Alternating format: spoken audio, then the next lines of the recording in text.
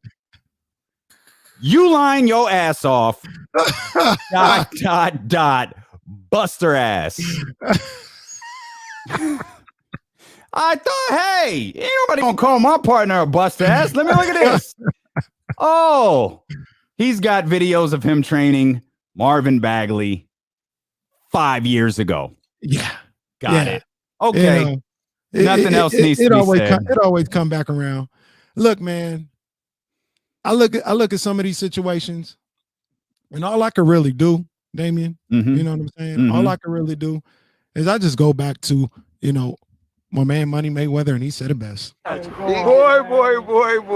these kids are some circus clowns. I mean, that's just what it sounded like right now. And look, I listened back to it too, because I wanted to be like, you know, did I say any lies or anything like that? And see, here's the convoluted thing of the whole thing.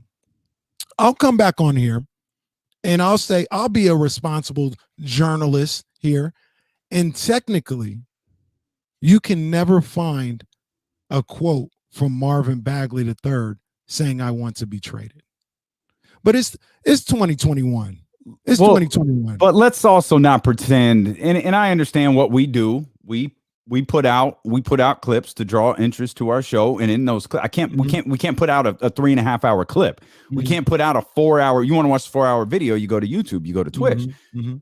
What will Kings fans, you know, be interested in? What will sports fans be interested in? What will represent the show we did today? That you represented the show yesterday. The full context of it, we were talking about social media behavior. There was no Marvin said. There was no Marvin told me. Marvin said that. Man, that's silly. Nobody ever said Marvin said anything. I talked about a situation, what it looks like and what it seems like. I never said, quote, Marvin said, I want to be traded, or Marvin said it's the Kings' fault, or Marvin wants to be out of here. But Damian, the other thing about it is we all know what it is. We all know what 2021 is. And I said it last night. Like, they out here acting like we're stupid, right? They acting like we dumb. And we don't know how to use Twitter. We don't know what a like represents in 2021. We don't know what a cosign represents in 2021. I told Earl Ramsey the same thing, and he didn't holler back at me. But I was like, if somebody came out with a tweet saying Earl Ramsey is a jackass, and I liked it, what is that saying about me? That's saying I'm co-signing it, or how I feel about you. Facts. If I don't feel that way, I'm not going to press the like button. I've been on Twitter for more than a decade, almost 15 years. I've never liked something that I wasn't intentionally trying to like. Yep. It's not hard. I'm with you. It's really not hard. And this is where you got guys like Earl Ramsey or the young lady Alexis who can do things, and they can come out here and say whatever they got to say about the perception that Marvin is putting out here. And factually, specifically, like technically, they're right. Marvin has never said, I want to be traded. But he is never, I'll put it to you this way. He never said he want to be here. It's because he don't say nothing. Nothing. He doesn't say anything. And here's, you know, the bigger issue for me is because I don't care if he succeeds elsewhere and it's not in Sacramento. At this point, I honestly don't care. If he succeeds in Sacramento, great. If he succeeds as a Dallas Maverick or a New York Knick or any of the other 29 teams in the NBA, fantastic. Good for him. Live your life. Do your thing. But he has some bigger issues that he needs to look into, and they may not even be Marvin Bagley issues. He's insulated himself in this group who search his name on social media and go clapping at people who have something to say about him. And I didn't pick that up on at first until I went and looked at these social media profiles. I'm like, oh, this young lady, she wants to smoke from everybody. And it's like, okay, she wants to bring up Marvin's name, and she searches Marvin's name, and yo, that's it. Like, it's cool if you have people that do that, but when you have people who are directly associated with you, like Rich Paul isn't doing that. Right. You know what, Rich Paul doesn't give a damn what you, me, anybody in this chat, anybody listening on this radio station think about Ben Simmons. He ain't searching Twitter to see what anybody thinks about Ben Simmons. Hell, you want to go to a bigger platform? He don't care what Stephen A. Smith thinks about Ben Simmons. He doesn't care. That's not his job. That's not his job. But you got Marvin Bagley with all of these people, Team Bagley, searching social media, trying to, come at everybody. And That brings up another thing, man, because I've been seeing this a lot lately, and I know I alluded to this yesterday. This whole Marvin Bagley was bullied thing, this stuff, that y'all need to chill with that. Facts. Did people have negative things to say about Marvin Bagley? Yeah. Did people have negative things to say about virtually everything on Twitter? Yes. Talking about, he was racial insults thrown at him. Yes. You know who else has racial insults thrown at them on social media? Every black person in this country. Mm-hmm. But y'all sitting up here overly concerned about Marvin Bagley. Mm-hmm. As if Marvin Bagley is the first Sacramento King to have racial insults thrown at him. As if Marvin Bagley is the first professional basketball player to have insults thrown at him. Y'all are coddling Marvin Bagley. Y'all had no problem trashing Ben Simmons the last 4 days. But y'all overly concerned about Marvin Bagley and the way he's been treated on social media. And that's the other thing. Social media is we said this yesterday, it is the toilet bowl of society. You and I were both there. The 2018 draft, all of that talk about Luka Doncic, all of that hype about this class and Trey and all of these different things and the group that wanted Luka and the group that wanted Marvin. When Marvin Bagley's name was called, what happened? The crowd cheered.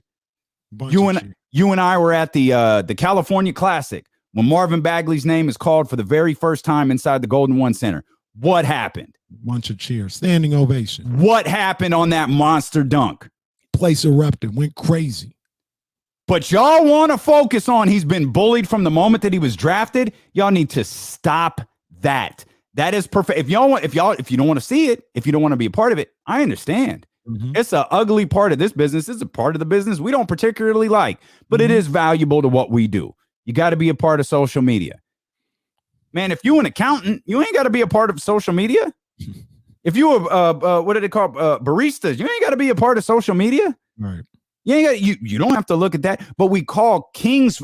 We take what we see on social media and we lump the entire Kings fan base in it. Oh, Kings fans have been terrible to Marvin Bagley. No, social media has been terrible to Marvin Bagley. Social media is terrible to everybody. Mm-hmm. Stop making this about a group of loud ass mouth fans who go and trash Marvin Bagley when all you got to do is go check out their timeline. They're trashing everything in sight. It's their outlet to be tough. It's why they're using their favorite athlete or their favorite movie character as their avatar, and their name is DJ1897 Kings Fan 8.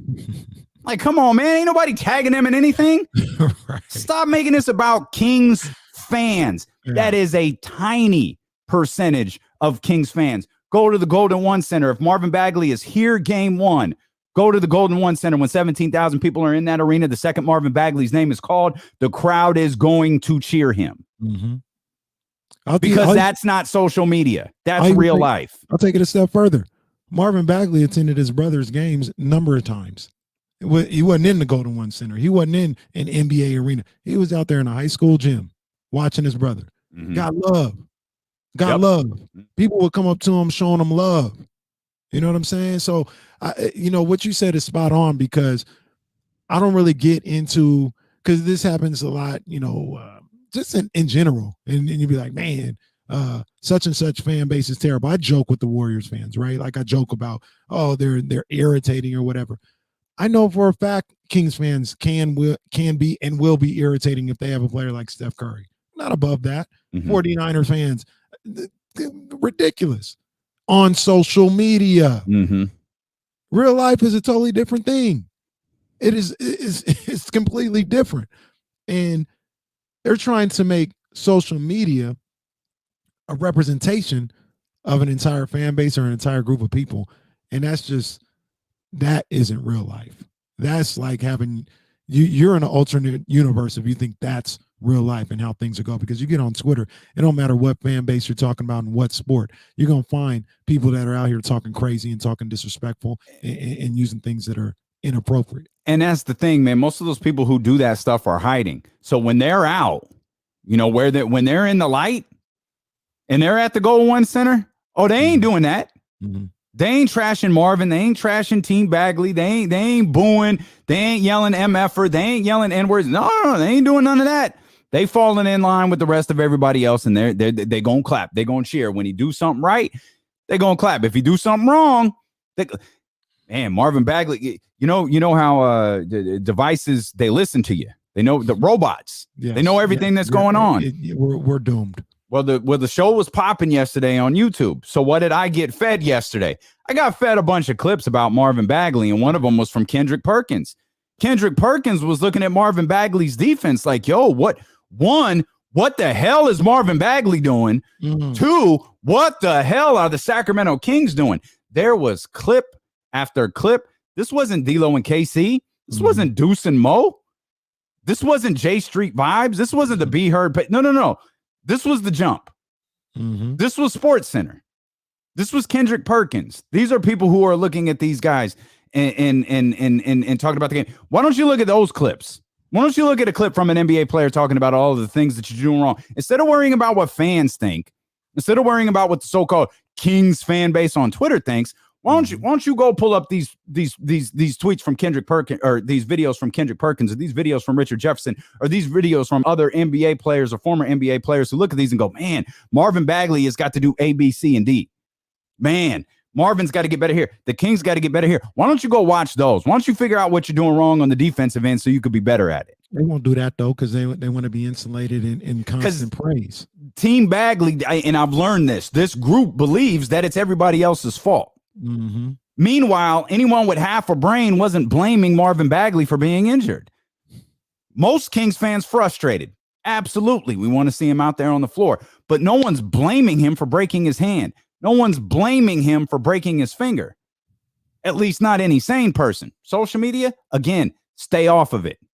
But these people have allowed themselves to believe that the Kings fans are the reason that Marvin isn't succeeding here. And I guess based on that tweet, the Kings organization is the reason that Marvin Bagley isn't succeeding here. And the whole thing was and will continue to be a reality check. I still got the clip pulled up. Perk calls Marvin Bagley and the Kings defense one of the worst in history. Damn. But look, man, it's a reality check. It's being in tune with reality. I said numerous times on that clip on yesterday's show. You said it, number one. I don't think Marvin Bagley's a bad player at all. But the fact remains there are people in his group, in his draft class, that are greatly outplaying him right now. And there's all but one of those guys were picked after Marvin Bagley. That's just a fact. Yeah. You know what I mean? That 5, 6, 7 years from now, maybe that's not the case. Maybe he reaches his potential and he's everything we thought he would be, and he's going to be the number 2 pick that we all thought he could be. Today, that's not the case. He's being outplayed and outperformed by the people around him. And I'll say 2 things. I'll say 2 things to Miss Alexis, Mr. Ramsey, and everybody else over at Team Bagley. I understand supporting your guy. Absolutely. I understand supporting your guy. But if you're not giving him real talk, you're doing him a disservice. You're doing him a disservice. I would look at anything that I said yesterday, and I'd be like, he's right. He's right. Because to be honest with you, Damian, if you look at that clip and look at everything else, once again, I said, I think on 2 different occasions just in that clip, I like Marvin Bagley. I think he's a good ball player. I still believe in his potential. But what has happened is what has happened. And he needs somebody in that group to be like, he's right. He's not attacking you as a ball player. He actually believes in you. But everything that's happened, Vlade Divac ain't here. That's a fact. Dave Yeager ain't here. That's a fact. Luke Walton is almost fired. That's a fact. Ain't nobody lie there. So those are all facts. The other thing I would say is Marvin Bagley. You need to start taking control of what your opinions are, what your feelings are. Right now, you're letting everybody else speak for you. And when you're asked directly, you don't want to say nothing. It don't work like that. When you do something like that, the people closest to you, people closest associated to you, that's going to be what we go on.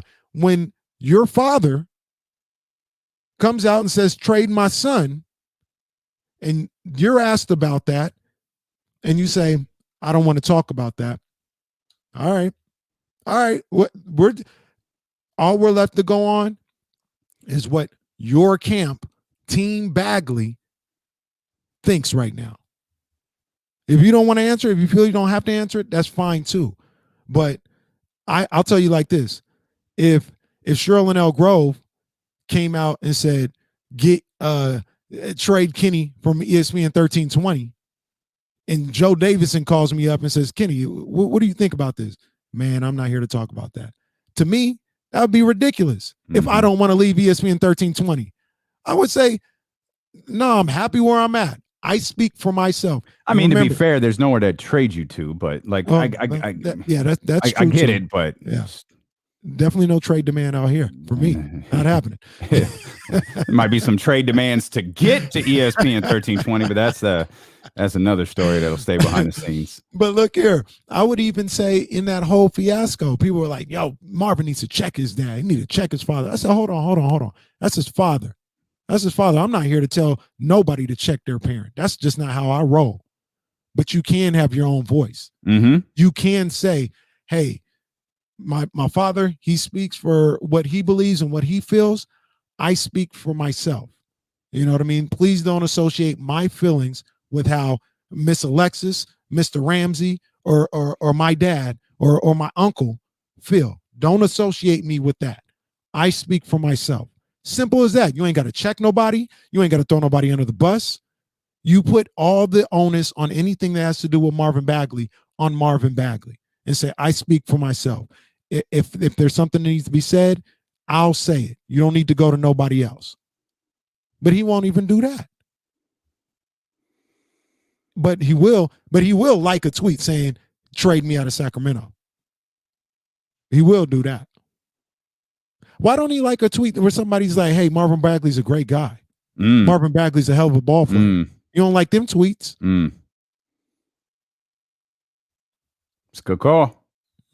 I don't have an answer to that. I like Marvin Bagley. Apparently, you and I are the few people who can't speak for him.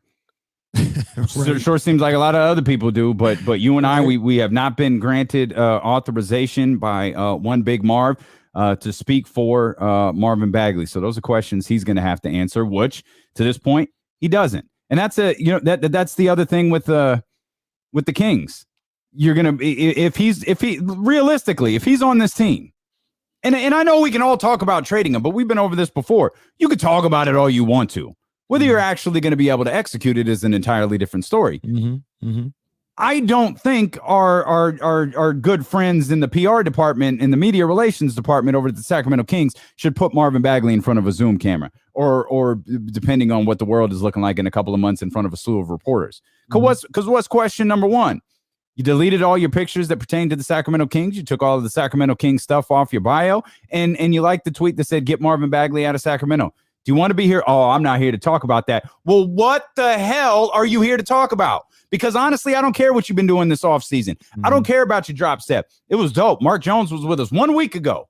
Man, that feels like an eternity at this point. But it was 1 week ago that Mark said, yo, I just ran into Marvin. He just wrapped up a workout. Man, he's hungry. He's ready to go. Like we spent 5-6 minutes talking about the conversation that Mark Jones and Marvin Bagley had together. That was 7 days ago. That was last Friday's show. And here we are back in this same circle with Marvin Bagley and this nonsensical behavior. And if you don't want to be here, Marvin, say it with your chest. Stop all this nonsense. Stop having your people up here running this propaganda and stuff, man. Man up. I don't mean to. I ain't here to disrespect him or nothing like that because he's a man. He's a grown ass man. But man up. If you don't want to be here, stop with all that. I'm not here to talk about that. And I never said all. It's a yes or no question. Do you want to be here and turn this around or not? And if you don't want to be here, don't be afraid to say it. Say it with your chest. If you don't want to be here, say it. But he doesn't say anything. Maybe he'll rap it. Maybe he'll rap it. Maybe we got to listen closely to the next album. He can go. We'll just dissect the lyrics. He got bars. We'll just listen really, really closely. Look for any hidden clues. We'll play it backwards. And I promise you, that's where it would be. It would be hidden clues in a bar instead of coming out and saying, hey, I want to be here, or no, I want to move on with my career. instead of liking a tweet. We talked a lot about ghosts.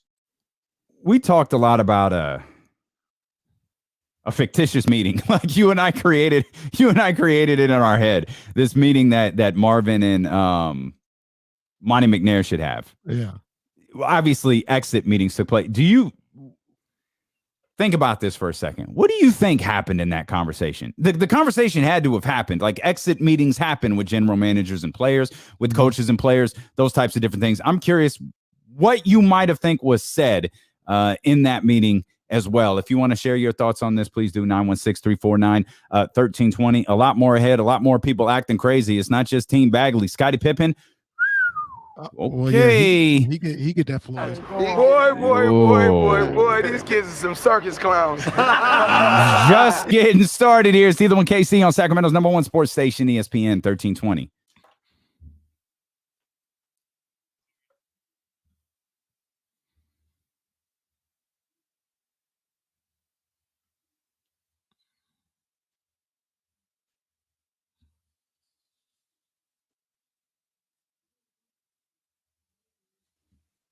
I ain't even put no lotion on my hands today, guys. That's No. criminal. That is criminal. Oh no.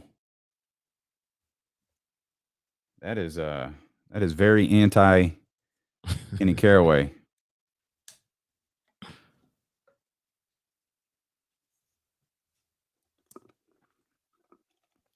Very, very anti Kenny Caraway. The funny thing too, you know what I'm saying? Like I told Earl Ramsey last night, I was like, if you listen, ain't nobody saying anything bad about him. Saying I like the guy. It's too much effort to listen. I like the player, but you hear what you want to hear. That's and then, people talking sound bites. That's why they use Twitter. They're yeah, talking 280 characters or whatever it is. And then you just go off. The funny thing, he'd be like, yeah, I think he said something to me. He said something about, he went to a team that hasn't been relevant for 20 years. Bro, we brought him in to get relevant. Yeah. We brought him in to change things. It ain't happening with him. No. So what's that say about him? My man's was the second pick in the draft. Man.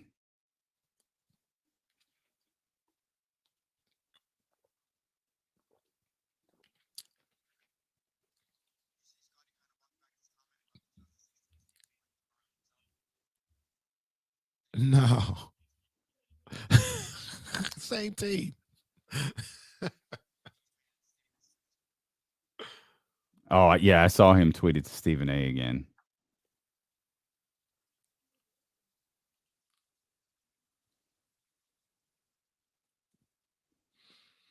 They but that whole thing would just answer the question, man.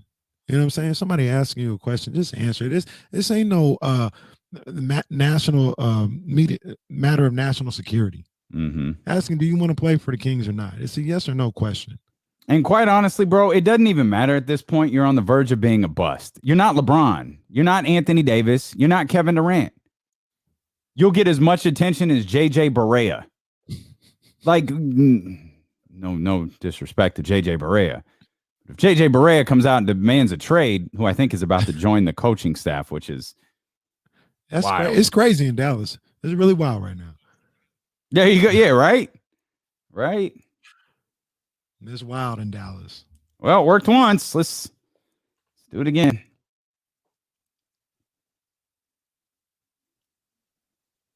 Tight end university. All right. That sounds a bit obscene, but George Kittle doing his thing. Y'all in here on a Friday, man. Y'all giving us the warm and fuzzy feels, man. Appreciate y'all hanging out. Mess around and make us work next Friday.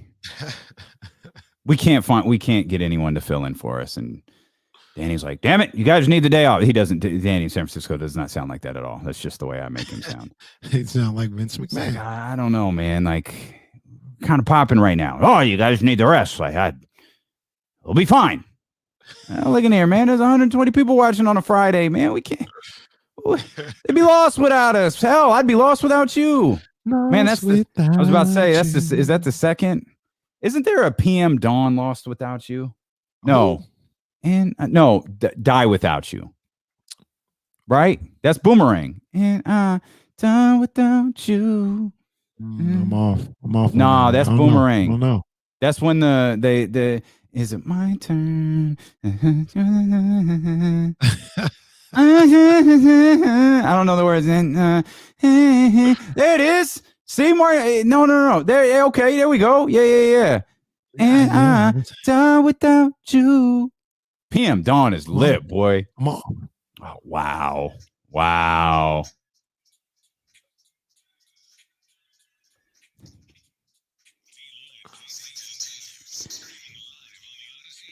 Kenny Caraway is everything Team Bagley said he was after that commercial break, boy.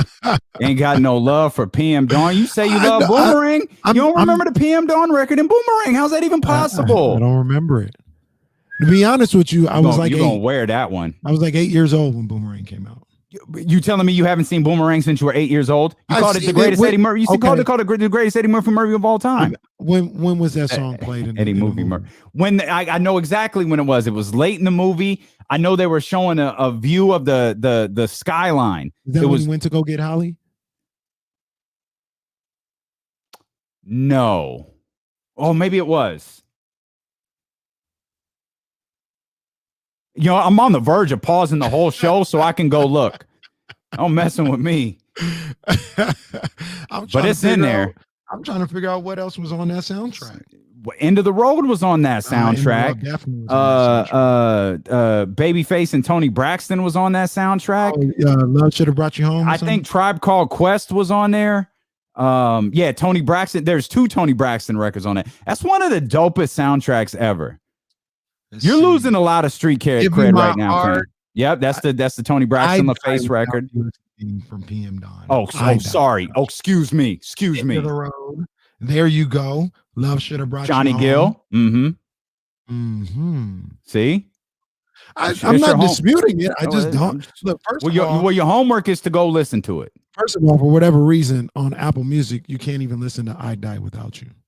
Well, you can. You probably just have to go to the PM Dawn record collection. Like sometimes when they put soundtracks together, they'd put like a particular song over on an artist page instead of the soundtrack page. Speaking of Babyface, I saw the unsung of John B yesterday. That's my boy, John B. John B can go. That's my boy. John B look exactly the same today as he did when What You Say Boo came out. What you say, boo? Yeah. Boy, that 90s R&B. Let's go. It's Flashback Friday here with D-Lo and KC. That's how we need to flash. Jesse, that's how we need to flash back a couple times. A couple of R&B on these Fridays. Jesse don't know them records, man. Come on. Jesse's like, hey, yeah, he's gonna look up John B and pull up like some like karaoke instrumental. Like, yo, what is this? Only John knows in the chat. See, there it is, John. Yes, well done, well done. Yeah, that's all right, buddy. I think he has a list in front of him, like songs old people like what are old hip hop records old dudes like? Jock Jams. I don't think Deep covers on Jock Jams. I'm just saying. I don't think that one. I think about this every time like they actually play it in the arena or something like that. I feel like Whoop There It Is still works in a sports setting.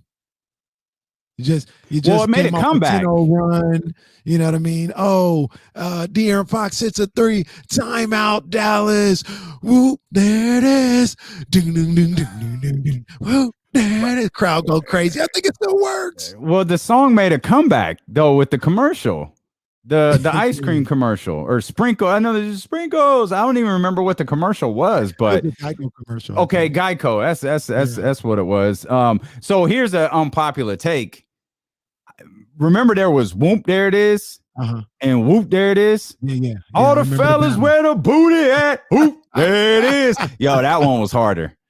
That one hit. See, whoop, there it is was the fun little bubblegum record. Yeah. That's whoop, that's there when they it playing is. at the NBA arenas. Yeah, they playing whoop. There it is. The tag team record. Yeah, that's what I said. Yeah, they playing the tag, but all the fellas wear the booty. They ain't playing that one. Yeah, they ain't playing that one.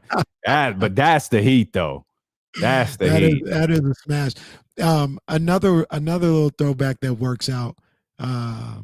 They played at the Kings games sometime. I think they just played after wins. The Gap Band dropped the bomb on me. Oh yeah. That's heat. You get me here. You don't, okay. You don't know the words. Yeah, you don't know. Trying to get fine. Yeah. Oh yeah, we'll go. And I love that Kyle wrote the lyrics into this, and I sang them. French vanilla, rocky road, chocolate peanut butter cookie dough. You can't read it like you have to sing it in the tune of the record. French vanilla, rocky road, chocolate peanut butter cookie dough. Yeah, I might have to revisit that today after the show. No, you need to revisit the Boomerang soundtrack. I might have to do that too. Might be an R&B Friday. Okay, let's get it in. All right. It's Friday. Where were we? Where were Friday. we? Music on Friday. Oh, that's what it is. School. I couldn't figure out. This doesn't make sense. Warren hit us with a scoop. There it is. That's it. Yeah, okay. Yeah, I couldn't remember what the tie into the Geico commercial was, but that's it right there. Scoop. There it is. All right. Good. I'm glad tag team made a comeback, man. That's solid stuff. Hopefully Marvin Bagley can make a comeback too. I hope so. 100%. As I said, I genuinely don't care if it's in the Kings uniform or not. Another chance for you to win $1,000 coming up 10 minutes past the hour. The code word is whoomp. Text the word whoomp. That's not true. Don't text whoomp. Odyssey will block you. We'll have that coming up. It's not even time. We got 16 minutes. 16 minutes. We'll have the Summer of Cash contest code word coming your way. If you want to be a part of the show, 916-349-1320. You can get at us. Also, twitch.tv/ESPN1320, youtube.com/ESPN1320. Ever since yesterday's show, Kenny's phone is ringing off the hook. Man, insane. He's getting calls from everywhere. That might be Rich Paul on the line. I'm getting it might be Rich Paul. I'm getting those calls like Biggie was getting on Life After Death. Yeah, I'm getting those calls. The only bad thing is they weren't smart enough to hit what was it, *67, and so Team Bagley just popped up in caller ID like, yo, what is and he's at his grandma's house, so his grandma's house got a speaking answering machine. So it's like Team Bagley on the phone. Team Bagley on the phone. I'm there like I'm big. Watch my back. Word. You soft, Duke. You soft. Oh man. Oh, this is okay. Let's get into this story. I want to get to Scottie. I want to get to Scottie, but our esteemed viewer over at youtube.com/ESPN1320, Cheese Balls. Yes, okay. Cheese Balls. He says Nico Harrison is trash, and it's like, damn. Wait a minute. Why? Let's talk about this here for a second. The Dallas Mavericks have moved forward with the hiring. The story was starting to develop just as the show was ending yesterday, but Jason Kidd has been brought in as the head coach of the Dallas Mavericks, where he once played, where he won a championship. And Nico Harrison, a name that some people know, apparently our good viewer here, Cheese Balls, is familiar with Nico. And Nico Harrison was the sports marketing director for Kobe Bryant with Nike. Like, he was Kobe's guy on Nike. And I think when I told the story on the anniversary of Kobe's passing, and we were talking about getting Kara Lawson to wear Kobe's, being the first WNBA player to wear Kobe's. It was, Kobe called over to Nico and said, hey, here's what we need to do. And days later, boxes of Kobe's for Kara to practice in arrived at the old Arco Arena practice facility.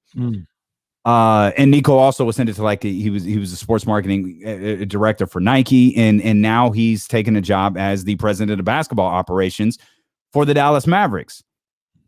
And I saw a lot of people very, very critical of that hire. And as we mentioned, Cheese Balls says that Nico Harrison is trash, and I'm curious, like, why are so many against this hire? It's an outside the box hire for sure, but it's a guy who knows basketball. It's a guy who knows business. It's a guy who has relationships. Shoot, it was a week ago, if that we talked about the difficulty, like with the size of the Dallas market, the money Mark Cuban is willing to spend. Why does Dallas constantly strike out on free agents? Maybe hiring Nico is a way to help change that trend. I feel like that's the trend that's going on in the NBA in general right now. You want to get guys that have relationships and can make things happen. You look at somebody like Rob Pelinka in LA, Worldwide West in New York. These guys, they didn't start as video coordinators, you know what I mean, and work their way up, but they have relationships. They have pull. They have guys that trust what they say and trust the things that they do, which is why somebody like Jeannie Buss or James Dolan, even as crazy as he is, James Dolan saw like, hey, people don't like me, but they like you, Worldwide West. So maybe that's the answer. And now Mark Cuban doing the same thing here. I don't know nearly as much as you about Nico. You know, I know what's on the surface in the title and what he's done, and that tells me, hey, he can get something done. He can at least get people in the building to come and talk to the Mavericks. Is he going to be able to close the deals? I don't know. It really is interesting that people don't go to the Mavericks more. Yeah. And I don't want to. I of course you wouldn't. You would avoid Dallas at all costs. You don't even take Southwest flights that fly over Dallas. You don't take any plane that fly over Dallas. Although when you go to New Orleans, you got to fly in. There's a Dallas connector flight. Have you taken it? I mean, a real one wouldn't. A real one would just avoid it altogether. Who wants to land in Dallas, Fort Worth? I got to get to New Orleans. Soft, bro. I got to. Soft, bro. You should have taken 3 planes just to avoid Texas. I know how you are. Rob W points this out, and I saw this out there on social media as well. The biggest knock, and I don't want to pretend, by the way, I don't want to misframe this as if like I can get Nico on the phone. We had a bit of a, I don't want to say, we knew each other. Like if we saw each other, we would know who each other were. Like I dealt with him sometimes when it came to getting shoes. We talk about the connect. Well, every once in a while, Nico was the connect. I mean, like it's okay to out him as that. Like it's all right. He's got a new job now. But I don't want to frame it as something it's not. But I do know this. Everyone who dealt with him loved him. Kobe loved him. Like their relationship was very, very close. And I see this from Rob W here on youtube.com/ESPN1320. Remember, a great way to interact with the show immediately is to jump in the chat if you're watching on Twitch or YouTube. The biggest knock I've seen on the Nico hire is because he blew the Steph Curry meeting with Nike. And yeah, absolutely. There's articles written about that. And it's not okay. He botched a meeting, but like it's one. Yeah, nobody. Like we're talking about one. Now, at the time they botched it, Steph wasn't Steph. That's not excusing it. You don't. You're Nike. You don't screw up meetings with professional athletes. But that's like, if that's the one thing you can like draw to. He did pretty well because there aren't articles written about all of the deals that he closed. Yeah. There aren't articles written about all of the NBA players and WNBA players that he got into Nike and that he got into Jordan and that he helped facilitate. The Jordan Nike relationship, and I know you're well aware of this, it's not as cozy as some people might think. Not at all. And you need, yes, they're absolutely the same company, but they don't work in synergy.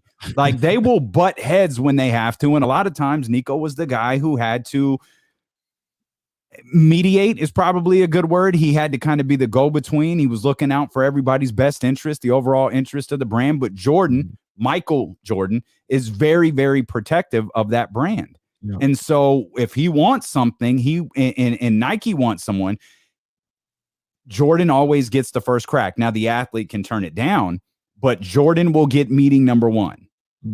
So to have Nico be able to mediate those types of things, man, that's a big deal. People with business acumen is a big deal. And combine that with relationship with athletes, I think he's in good shape. Real quick, KC, you're listening to D'Lo and Casey on ESPN 1320, KIFM West Sacramento, KRXQ HD2 Sacramento, and Odyssey Station. And driven by Lashers, Elk Grove Dodge. He's Kenny Caraway. I'm Damian Barling.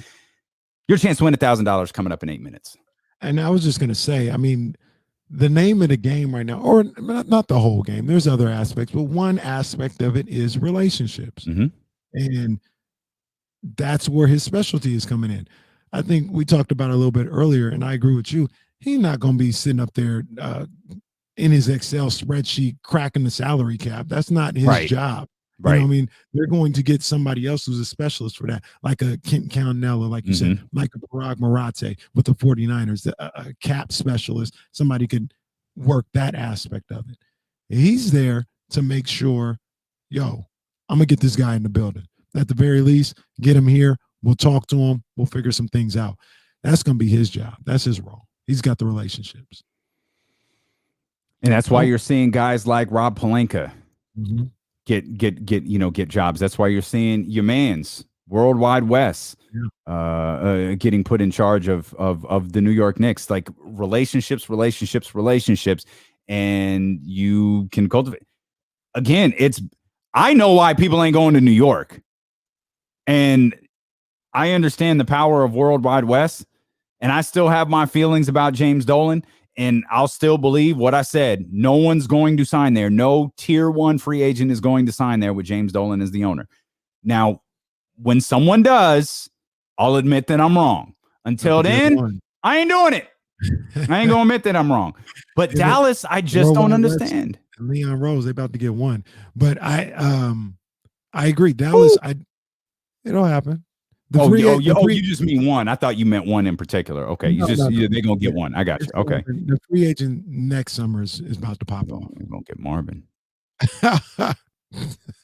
Big team Bagley in NYC. Let's go. They think we bad. They getting that vortex, boy. It could get ugly.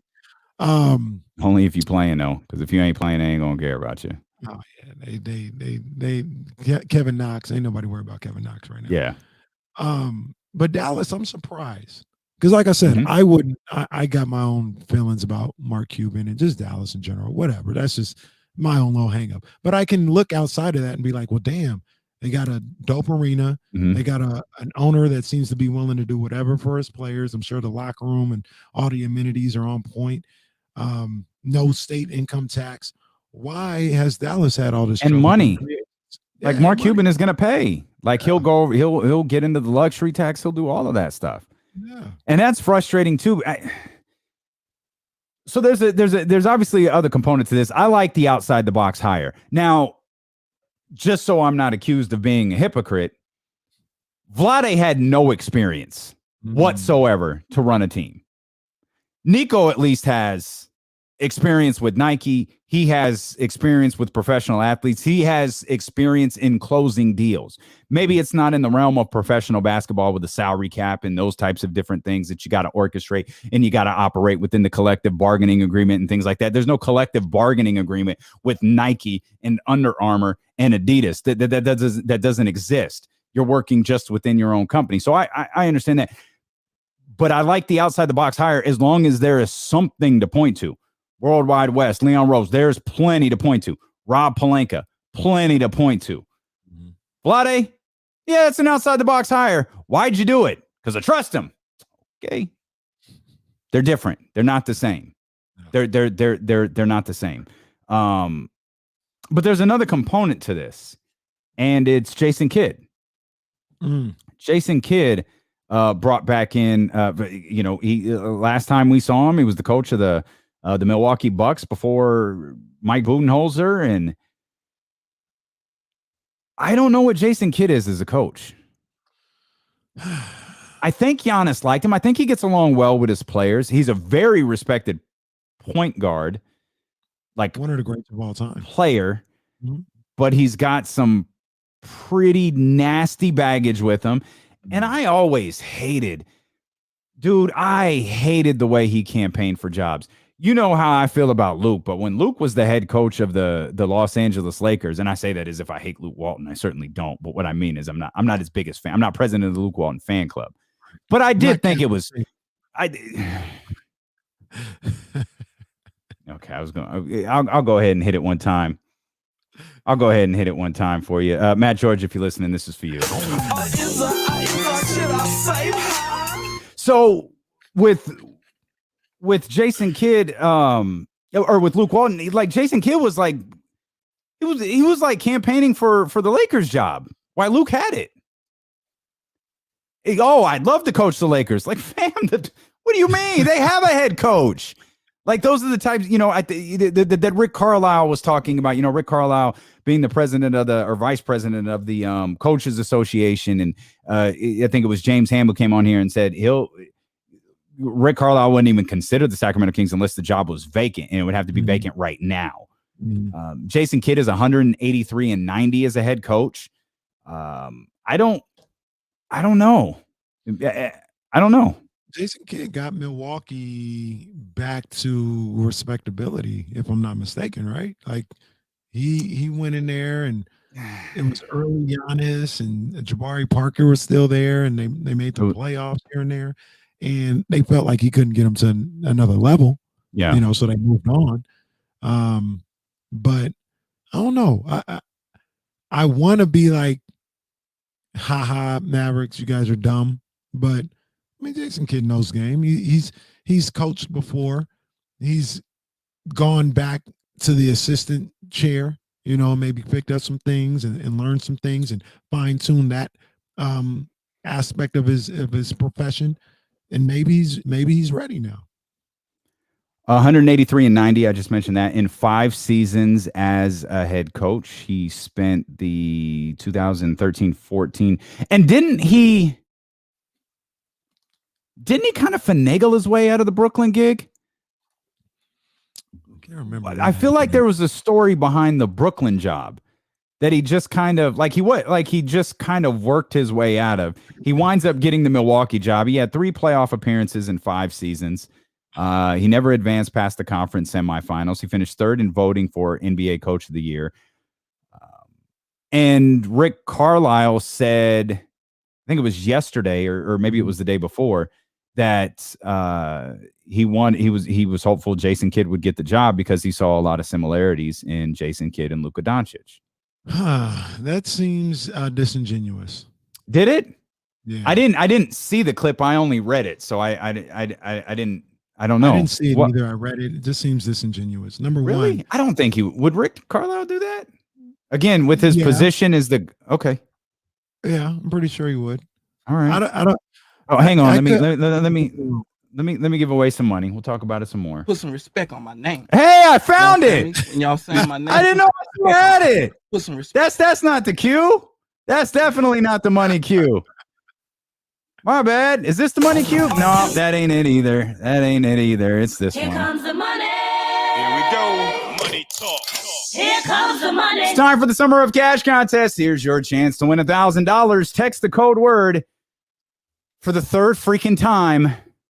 Rock to 72881.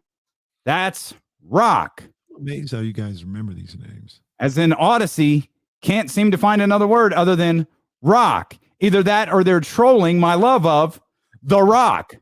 Text rock to 72881. This is a multi-state contest. Message and data rates apply. And remember, don't text and drive. MKG, he says, or she says, either one, Kidd has a relationship with LeBron. Walton don't. Walton got his job because Kerr went down sick and pretty much did nothing but ride Curry and What's KD's that got to do with? First of all, KD wasn't even there. So what's that got to do with anything, though? I'm confused. What's the context of What's the context of? They come back and they say Kidd was drafted by the Mavs, won a ring with the Mavs. No, I get it. Like I'm still. I feel like MKG is trying to come with the heat, and it's like no, like we get it, like we understand. I don't think Jason Kidd should be done with coaching forever, at least not for his record. Like I'm curious to see what he's able to do with this. I'm curious to see what he's able to do with this Dallas Mavericks team, who has had an interesting couple of weeks. They've had an interesting week and a half or so, where they've moved on from Donnie Nelson, they've moved on from Rick Carlisle, and I think we had an idea to talk about this. I don't know that we ever did. But Dallas, since winning, that last championship, since winning that championship, what was it, 2011? It's been all quiet on the Dallas Mavericks front. Like they're not winning playoff series. Haven't won a playoff series since the championship. That's pretty. It's not 15 years out of the playoffs, but it's not very good. I mean, they made there is a stretch where they didn't make the playoffs. About 3 years, right? 3-4 years. I mean, so but 2011, that was 10 seasons ago or so. And they had Dirk, and they weren't winning playoff series. Hell, they've got Luka, and they're not winning playoff series. Well, Dirk wasn't a problem, but maybe after all that, maybe Vlade was right. Maybe he's just a big ass problem child. He's just a really good problem child. Maybe that's what it is. Hey, Earl said yesterday that they drafted Bagley because Luka wasn't going to come. He said he wasn't going to trash, dude. Stop it. We'll step out. We'll come back. Like y'all are. Boy, these kids are some circus clowns. Speaking of, Scottie Pippen talked to GQ. Oh, dear. We'll tell you what he said as D'Lo and Casey continue on Sacramento's #1 sports station, ESPN 1320. Yeah.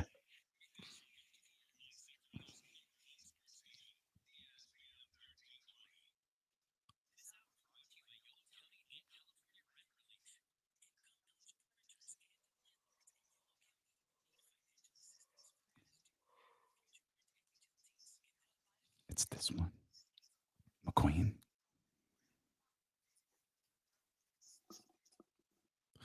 KC here, man, and it is Friday, and in some areas it is the last day of school, and that's a great thing for the kids, but it's also a great thing for the parents after all the distance learning and everything we had to do this year. So I want all my parents that had the last day of school, I want you guys to sit back and relax this weekend. Start tonight and sit back, have a little gin and tonic, a little gin and juice, and make sure that gin is coming from McQueen and the Violet Fog gin, man.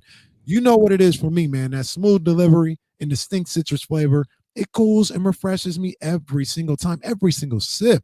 See, with McQueen and the Violet Fog gin, you can literally taste the quality in every single bottle. The Brazilian gin is produced in limited batches of less than 55 cases per distillation. So that tells me they don't make much, but what they do make is damn good. All right, if you want to try it out, you can order online at drizzly.com, or you can grab a bottle next time you're at the store. And if the store doesn't have it, talk to me, talk to Damien. We'll talk to Ben, our guy over at the Sovereign Brands. We'll get the re-up and we'll get you a bottle if you want to check it out. Don't worry about that at all. Once you have it, show us how much you enjoy McQueen and the Violet Fog gin by tagging your posts at D'Lo and KC and at McQueen Violet Fog. It's time to put the entire valley onto the best gin in the world today. After 500 years, it's time for a new gin. It's time for McQueen and the Violet Fog gin. KIFM reminds you, be responsible. Don't drink and drive.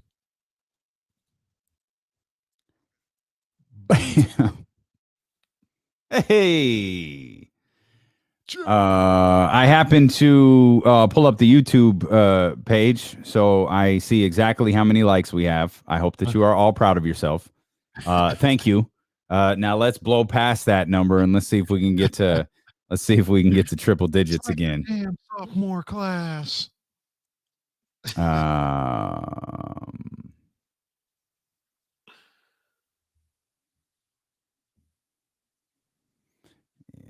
Okay. Thank you, John.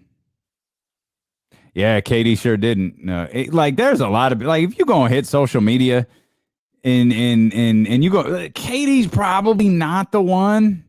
Yeah, KD was going at it about Jackie McMullen today. He went at Jackie Mack. He didn't go at Jackie. Oh, there was a report where Jackie had said KD wants to win 3 championships with Brooklyn, and KD, like a minute after the little original tweet from the other site, comes on there. He's like, man, I don't even talk to Jackie like that. Like, I don't have no problem with her, but we're not friends. I don't even talk to her and feel that comfortable to give that information out, man. Y'all reaching right now. Katie's definitely on the Mount Rushmore of Twitter. Absolutely. Y'all keep hitting them thumbs up, man. Let's get to triple digits for, I think, the third time this week. Somewhere around there. We're looking forward to the day, man, where this show start hitting. Man, y'all, if you want to be amused by something when the show is over, go to the ESPN 1320 page, particularly on YouTube, and scroll down. Just go to the videos tab and scroll all the way down and look at like our first handful of videos that we post, like where we're doing the show. And there's like I think our first 2-hour live stream, like 40 people watched or 50 people watched. And then our first, that's crazy, 4-hour show, maybe it was like 200 or so. And then to see how it's grown since then is pretty dope. It's like it's legit progress, man. It's pretty cool to see. And it's really like, man, look at our show. Look at our backdrops. It feels like an eternity ago. It was like, it wasn't even a year ago, but it feels, so long ago when you look at some of these. Yes, it did.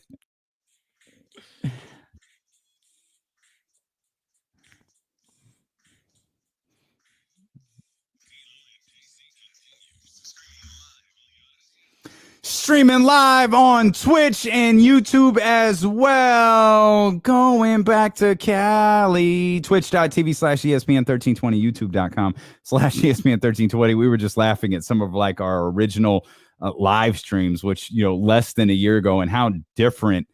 Just like, I'm looking at the old couch days when Kenny Caraway, when Kenny Caraway took about 7.5 years off his back by thinking he could do the entire show on a couch. I'm looking at this is crazy to look back at. One of our first 2-hour shows did 50 views. Man, 50 people watched that 2-hour show when we just launched our YouTube channel, and scroll up and you see it like, oh, there's 139. We used to do them courtside joints. We get in here. We got a 5-hour show that did 300. Man, it's cool to go back and look at some of this stuff. It's you guys out here helping us grow, man. And it's the people, man. Ooh, look at that video of D-Lo KC, Ricky Rose, and Brett Barish. That's the one right there. That's the highlight of the year for sure. Even though Casey yesterday it's going to be right up there. In terms of the highlight of the year, but that Rick Ross, Brett Barish stuff was legit. Tell it. Putting his foot down and saying, we're on the radio. Rick was, beep, beep, beep. Rick cussed once, and it was like, that's cool. Like, if you cuss like casually in a sentence, it wasn't no big deal. Brett did it. It was like, whatever. It's no big deal. But then Rick started firing him off like it was Def Comedy Jam. And I was like, okay. Jesse's like that meme where the dude got sweat pouring down his face. He's hit the dump button about as many times as he can before the dump button is like, fam, stop touching me. I can't dump anymore. Leave it alone. And to Rick's credit, he ain't even acknowledge it. He just kept rolling, didn't cuss again. Brett did, but Rick didn't. Yeah, that was. If you've never seen it, go watch it. $100 million man, like whatever. I'll pay. I'm in a purple bathrobe doing this hit. Like half of my company is watching this right now. Tell me not to say something. And you know what I'll say about Brett? I think we told you this. Like Brett emailed us like a couple hours later. It's like, that was fantastic. If you guys need anything, please let us know. He let us know, the next thing that him and our man Ben Black Bottles 916 wanted to do. So it's cool to go back and look at that stuff over on youtube.com/ESPN1320. Yeah, good stuff. I'm on here right now too. I'm looking at memories. Me, you, and Marshall. Oh, yeah. Yeah. Yeah, now Chicago gets Marshall. He ain't even start yet. Marshall don't even start for like Marshall legit doesn't start working for like 3 more weeks. He's just like, I'm out. He could have hung around, No. man. Nah, he like, I'm going. I'm out. Speaking of going down memory lane, Scottie Pippen did an interview with GQ. And Scottie Pippen is he did the old Homer Simpson joint where The Last Dance came out and Scottie just kind of crept back into the bushes.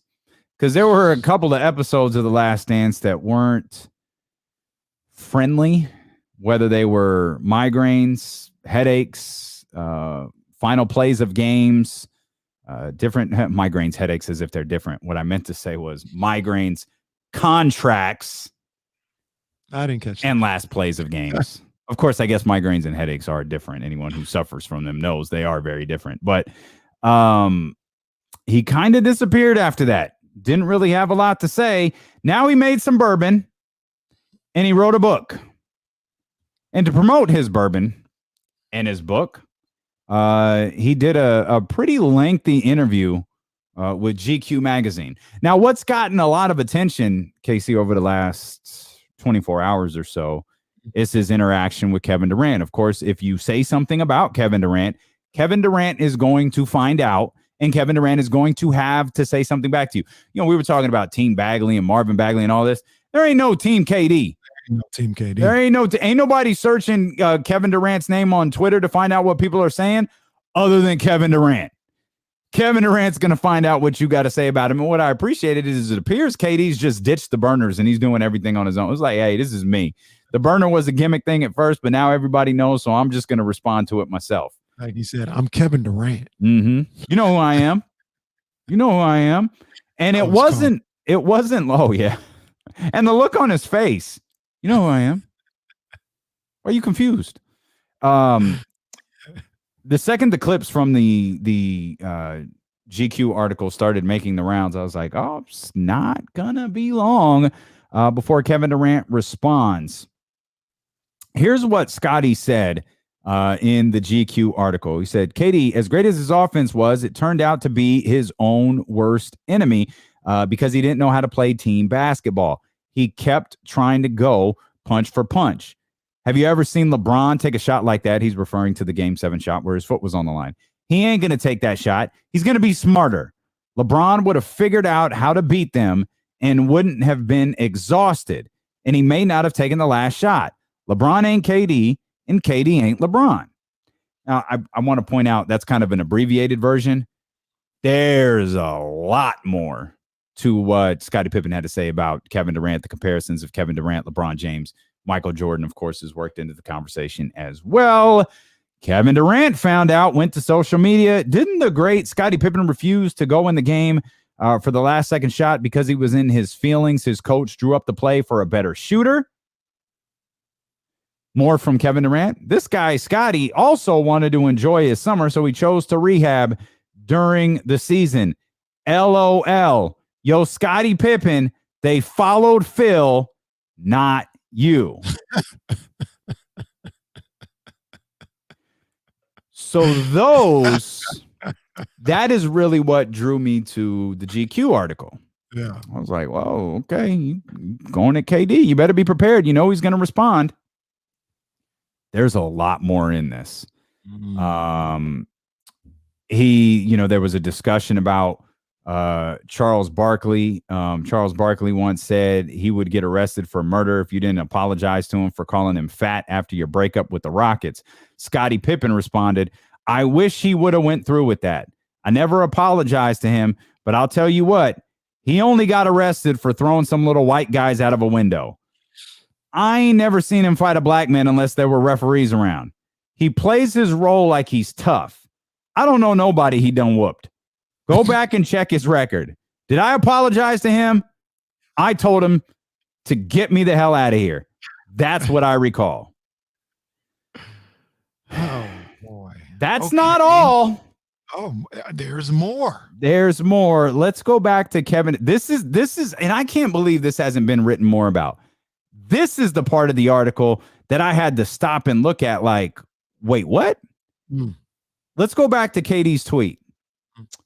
Didn't the great Scottie Pippen refuse to go into the game for the last second shot because he was in his feelings? His coach drew up the play for a better shooter. Let's go back here. Going back to those 90s games, you took yourself out of the Knicks 1994 playoff game with 1.8 seconds left. What actually happened? Why'd you refuse to go in the game? He responded, quote, I don't think it's a mystery. You need to read between the fine lines. It was my first year playing without Michael Jordan. Why wouldn't I be taking that last shot? I've been through all the ups and downs, the battles with the Pistons, and now you're going to insult me and tell me to take it out?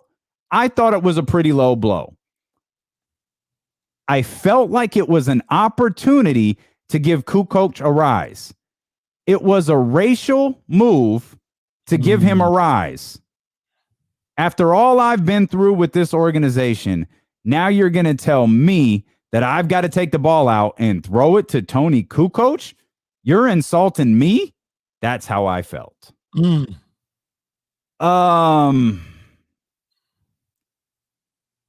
Wow. Yeah. That's new. Well, I always knew he felt that way. I didn't know he thought it was a racial thing. Yeah, that's a line you can't just throw in. Right? Like you better have something to go out and call someone. If you're going to claim something was racially charged, you better have a pretty, strong way to back that up. That's a tough label to shed, especially if you're an old white dude like Phil Jackson. Mm-hmm. The one, caveat to this, or perhaps the one cushioning thing to this, particularly for Phil, is I've never heard anybody say something like this about Phil Jackson before. Right. Not with the Lakers, not with the Bulls, not with Kobe, not with Shaq, not with Derek Fit, not with anybody. This is the first time I've ever hearing something about this, like this, about Phil Jackson. And I thought, man, and they didn't really follow up on it. He asked them, the writer asked him, you talking about Phil Jackson? And he said, yeah, but he doesn't go back to the racial part. He just says, go back and look at it. You can see it. It was my team, which there's something to talk about there. Why are you telling me to take the ball out on a game-tying shot? It wasn't even a game-winning shot, which, was that right? Wasn't it a game winner? It was a game winner, yeah.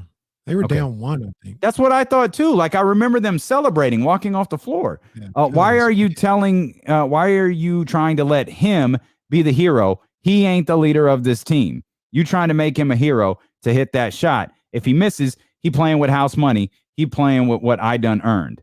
And it's like, wait a minute. And that was the first thing I thought. That's not what happened. I very much remember Kukoc hitting the shot and everybody running off celebrating. Mm-hmm. That was a tough shot too. If you look, it was a great shot. He shot that from like Scottie sitting there sulking. Scottie was 100% wrong. I mean, in all aspects in that particular moment, and then everything afterwards, man, it was all bad. That's kind of crazy, man. That's kind of crazy. That is the way he kind of looks at that whole situation. I understand all that stuff that he says about being my team and, giving me the opportunity. Like, how do you feel about that? I know it's not maybe the team thing to say. I can understand that. Mm-hmm. But, I mean, I let's just say I understand. That was his moment to either sink or swim, to either make it or miss it. That was his moment to have that opportunity, and Phil taking it away. That was frustrating. There's no way in hell you refuse to come in for the game or you don't run the play or nothing like that. There's no way that ends up being the case. But his feelings, aside from the racial thing, I understand that. I get it. I want to dive more into that. Manny's here. Disco Tim is here. Can't wait to hear what he has to say. Let's get to Manny first because I'm sure he wants to talk about Scottie. 916-349-1320. Manny, what's good? What's up, y'all? What up, Manny? Man, it was crazy. I was not that I was at that game, but like being in Chicago during all those years, and the love-hate relationship with Scottie was so real on that, on him getting surgery during the middle of the season, and it was like, but on that one particularly, and Greenberg said it well this morning, was if it wasn't for one, Kukoc basically bailing him out by hitting the shot. Mhm. And then the next game, the Hubert Davis call basically overshadowing everything. Yeah, game five. Yeah. It would have been. I won't go as far as I don't think he could have not came back the next year like Greenberg said. I was like, no, he still. I think one of Mike's conditions would have been Scottie has to be there, but there was man. Chicago and Pippen is like, man, you got those guys that always appreciate him because of he's part of the championships and you're gonna have love for him for that. But whispers are always like he was soft mentally in a lot of ways because of stuff like that. Like, dude, this one you want to be mad, you want to vent later. That's all good, but when have you ever seen a player of that caliber ever just sit out a play and say, I'm not going in? And you can see Cartwright going at him, going at him on the bench. You better get yourself in this game. Yeah. I've never seen them like that. Yeah, no, it's and yeah, I don't imagine we will. That's a play. That play lives. That's a tough play to shed. Mm-hmm. And I want to stall Scottie out, but I'll do it in a minute because I can't wait to hear what Disco Tim has to say. 916-349-1320. What's up, Disco Tim? Wow, there's a lot to chew on you guys gave me in the past few minutes. First of all, how you guys doing? We all right, man. How you doing, man? I'm doing great. So, did you remember back in like 2015, you hosted some kind of an interview with T.O. and you invited some people into the studio? I do. Was he being kind of weird that day, or was that me? It seemed kind of odd. No, like that's T.O. Like that's absolutely who T.O. is. He's a confident dude. He's a cocky dude. Like he doesn't put on like a fake persona. Like that's who he is. And I just took it at like, he's a good talker. You just got to get, I had to do some work to really get him going. But yeah, no, I thought he was okay. He made me work a little bit, but it was good. Yeah. Okay, well, I felt it in the room. There was something. But yeah, he made me work. He definitely made me work. That's for sure. Hey, two things really quick, and I'm not even going to get into what Scottie Pippen said about throwing a little white guy out the window. Like that's pisses me off. But I know that we're all hypersensitive, but I don't like that at all. Yeah, go ahead, Tim. I don't know what Scottie was trying to prove with that, other than to discredit Charles Barkley, but it's whatever. Everything that's happening, that's not necessary. But things are the way they are. I want to talk about the Kings because that's where my heart is, and I don't want to have any hate in my heart. But I'm starting to get a little pissed off at our boy Bagley. That's throwing out that light. And like what you said, man the hell up. Nobody's been in his corner more than us, the fans, and everybody wants to see him do great, especially everything he's been up against. Yeah. But that's like a real slap in our face doing shit to us. Oops, sorry about that. That's all right, Jesse got it. That's okay. That's all right. It happens. You get fired up. That's a passionate fan base right there. That's all right. That's Disco. Normally you're happier. Normally you're more positive. I don't want to have hate in my heart, but it's upsetting me. Okay. I don't like that. We don't like that either. Don't mistake my positivity for kindness. I don't like it. I don't like it at all. Yeah. And I don't want to get into that. And That's the last thing I want to say is Monty McNair should take the guys the free agents that are kind enough to come and visit us, poor little guys out here in Northern California, and not take them down to an office, but put them in some nice limousine and do the talking on their way up to Tahoe. And just let the guy know where he's going to be living. Because right now, we got it pretty good. I've been into the middle of this country, and it's all humid. There's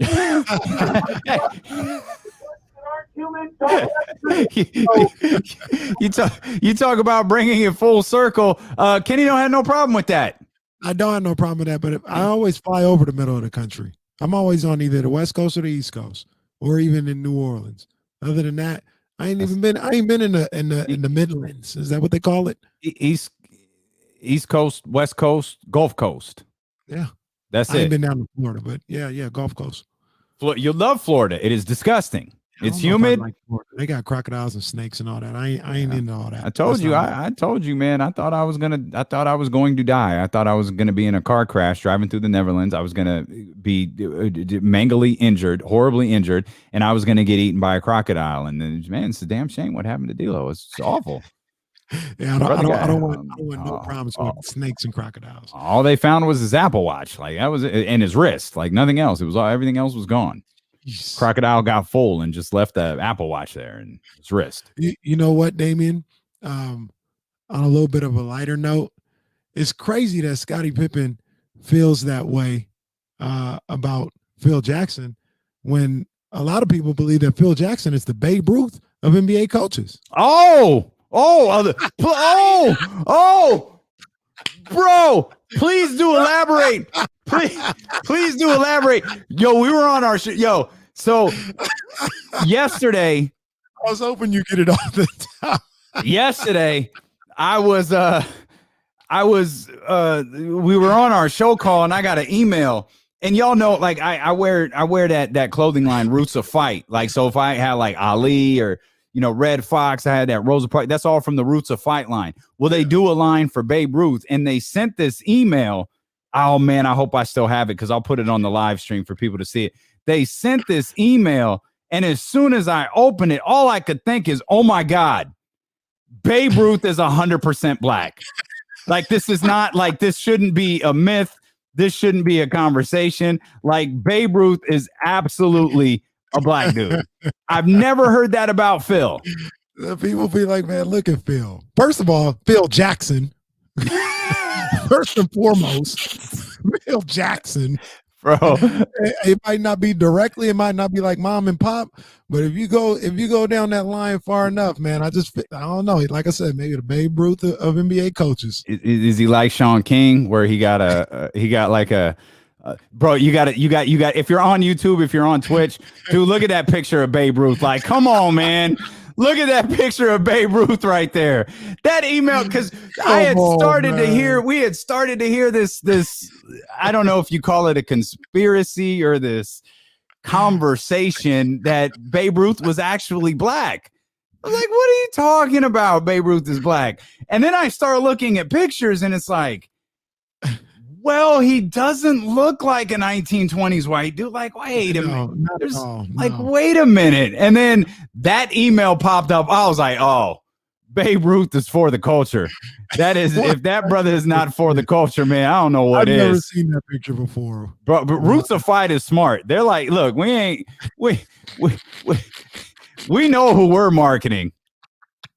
Bruh, I fell out when I saw this picture of Babe Ruth. Apologies to the people listening on the radio. If you get a chance, go over to youtube.com/ESPN1320, twitch.tv/ESPN1320. We'll put it up on our social media accounts as well, at D'Lo and KC and at ESPN1320. We'll let you be the judge. But so yeah, I'll just put up a poll, and all the poll will say is yes or no. That's a fact. Yes or no. Like I said, man, it's crazy that Scottie has that feeling about Phil, man, because I've never heard that about Jackson. Phil. Maybe the Babe Ruth of NBA coaches. Oh, man. That is so fantastic. I don't know. I do not know what Scottie is trying to accomplish right now, man. I guess you're trying to build buzz for your book. Like, this didn't do it. No. This wasn't it. You trying to build buzz for your bourbon. He couldn't even talk about bourbon. The dude asked him, the reporter asked him, like, what caused you to get into this business? Like, what's your feelings on bourbon and all this stuff? And he starts talking about mixed drinks. Like, well, bourbon ain't a mixed drink. Like, what do you mean? He starts talking about vodka and tequila. Scottie, you made a bourbon. Like, what are you talking about? So clearly, I would need to meet the people who they're sitting in a meeting and go, you know what? We need a spokesperson. Give him some equity in this. Great. Who would be perfect? Scottie Pippen. Scottie Pippen would be perfect. What? And you know what? There is a part of me that feels bad for Scottie because his name, like, we use his name as like a descriptive term. Mm-hmm. Oh no, that's Scottie. Like he's like Klay Thompson. That's Scottie Pippen. That's Scottie. Tyrese Halliburton. That's Scottie. No, not Michael Jordan. That's Scottie. And so now his name, his actual name, is now used as a way to describe the number 2 person. Yeah, you can be my Pippen. You're right. You could be, which like now your name is synonymous with sidekick. Right. And Scottie was a really, really good ball player. I don't know where he'd rank. Like, I don't know who to I don't know. My eyes 50 though. of all time. Like he's still top 50 of all time. I think he's top 50 all time. Scottie was a bad boy. And Scottie the thing was that kind of good. helps him is he got that year and a half without Mike. And in that 94 season, I remember because I was a Bulls fan, Scottie was a top 3 player in the world. Scottie was a monster that year. It was like him, Akeem. I don't even know if Charles was still on that level. It was like Akeem was the only Yeah, one. 94, he definitely was. Charles definitely was. He was still on that level. Absolutely. Yeah. I mean, Charles was the MVP in 93. Like, he was still good. 7-time All-Star, 3-time All-NBA first team, 2-time All-NBA second team, 8-time All-Defensive first team, steals leader in 95. Problem. He made the 50th anniversary all-time, team. What year was that done? 97, yeah. Okay, I don't know if he. Okay, that'd be a hell of an exercise to figure out who the top 50 players are now that 1997 has come and gone. We'll come back. We'll talk more about this. We'll talk more NBA. There's a big baseball series this weekend. Let's go. Oh my goodness! And there was a fake no-hitter yesterday. We'll explain. Is D'Lo and KC could what? If Madison Bumgarner's no-hitter don't count, then I got something to say about this one. Got a good question. A good question. Shout out Kenny in San Francisco. I got a good question for you. It's coming up here on Sacramento's #1 sports station, ESPN 1320.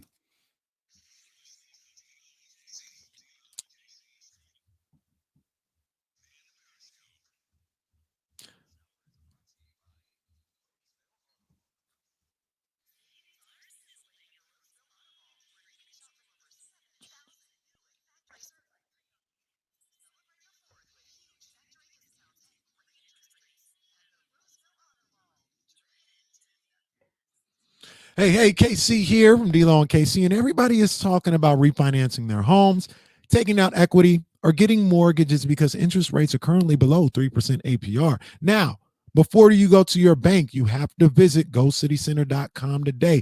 I know my broker, shout out to my man Sam over at City Center Financial. He's always looking out for me and trying to get me the best rate possible by comparing offers from many banks to make sure I get the best deal. Now, your first step to refinancing or buying a home, it has to start at GoCityCenter.com. That's GoCityCenter.com. At City Center Financial, you're in good hands, like I am with my man Sam. But there's also other experts that have been successfully helping families with their refinance and home buying needs and goals for over 20 years. If you're thinking of refinancing to fix up your home or take out some of that equity, you have to reach out to City Center Financial first at GoCityCenter.com. Rates could rise soon, so now is the time to get a free consultation with an expert at GoCityCenter.com today. City Center Financial, the most options and the best rates. Cal BRE number 018-37543, NMLS number 353383.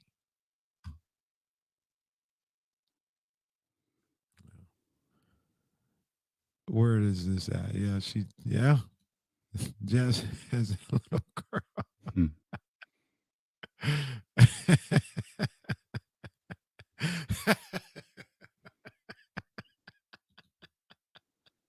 That's funny. Shout out Mr. Campbell. Oh, Rich. I mean, maybe I was the Pippen at UC East Bay, if that place existed. I know at Cal State East Bay, I was Jordan.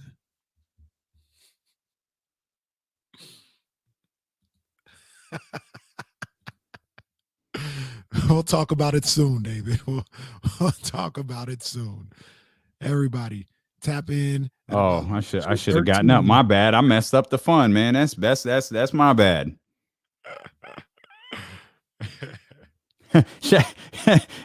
So I put up the picture of Babe Ruth, and I said, for those listening to the show, retweet, yes, like, no. Shout out to Sonia, who was the first one to retweet it besides me. Man. Definitely for the culture, bro. Yep. It's 4 retweets right now. So no likes. Y'all got to head over to @D'Lo and KC and see that there. Shout out to the homie Justin watching on the YouTube channel, man. We appreciate you, Justin. Yeah, Justin. That's funny, man. Wait, Jill, what did Jill do? Hold on, Jill just did something. Jill retweeted it. I'm telling you right now, boy. I'm telling you right now. He got one over on them boys. Man. He got one over on them boys.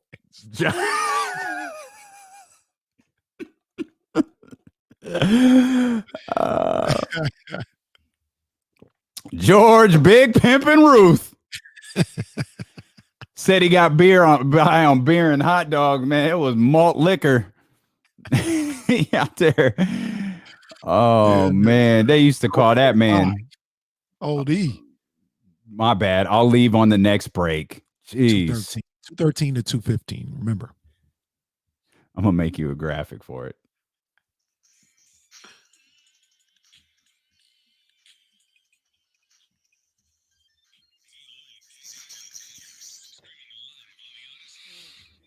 E40 Fonzarelli. Another chance for you to win $1,000 coming up here in just a couple of minutes. Bryant West of the King's Herald is going to join us coming up at 3:20. We'll talk about the upcoming draft, the draft lottery. Y'all might want to head over to @D'Lo and KC. We got a poll up. We got an info. So I can't post a picture and put a poll up. So we had to do the retweet. I like that better. Yeah, we had to do the retweet like gimmick. Retweet for yes, like for no. Right now, it's 15 to 1.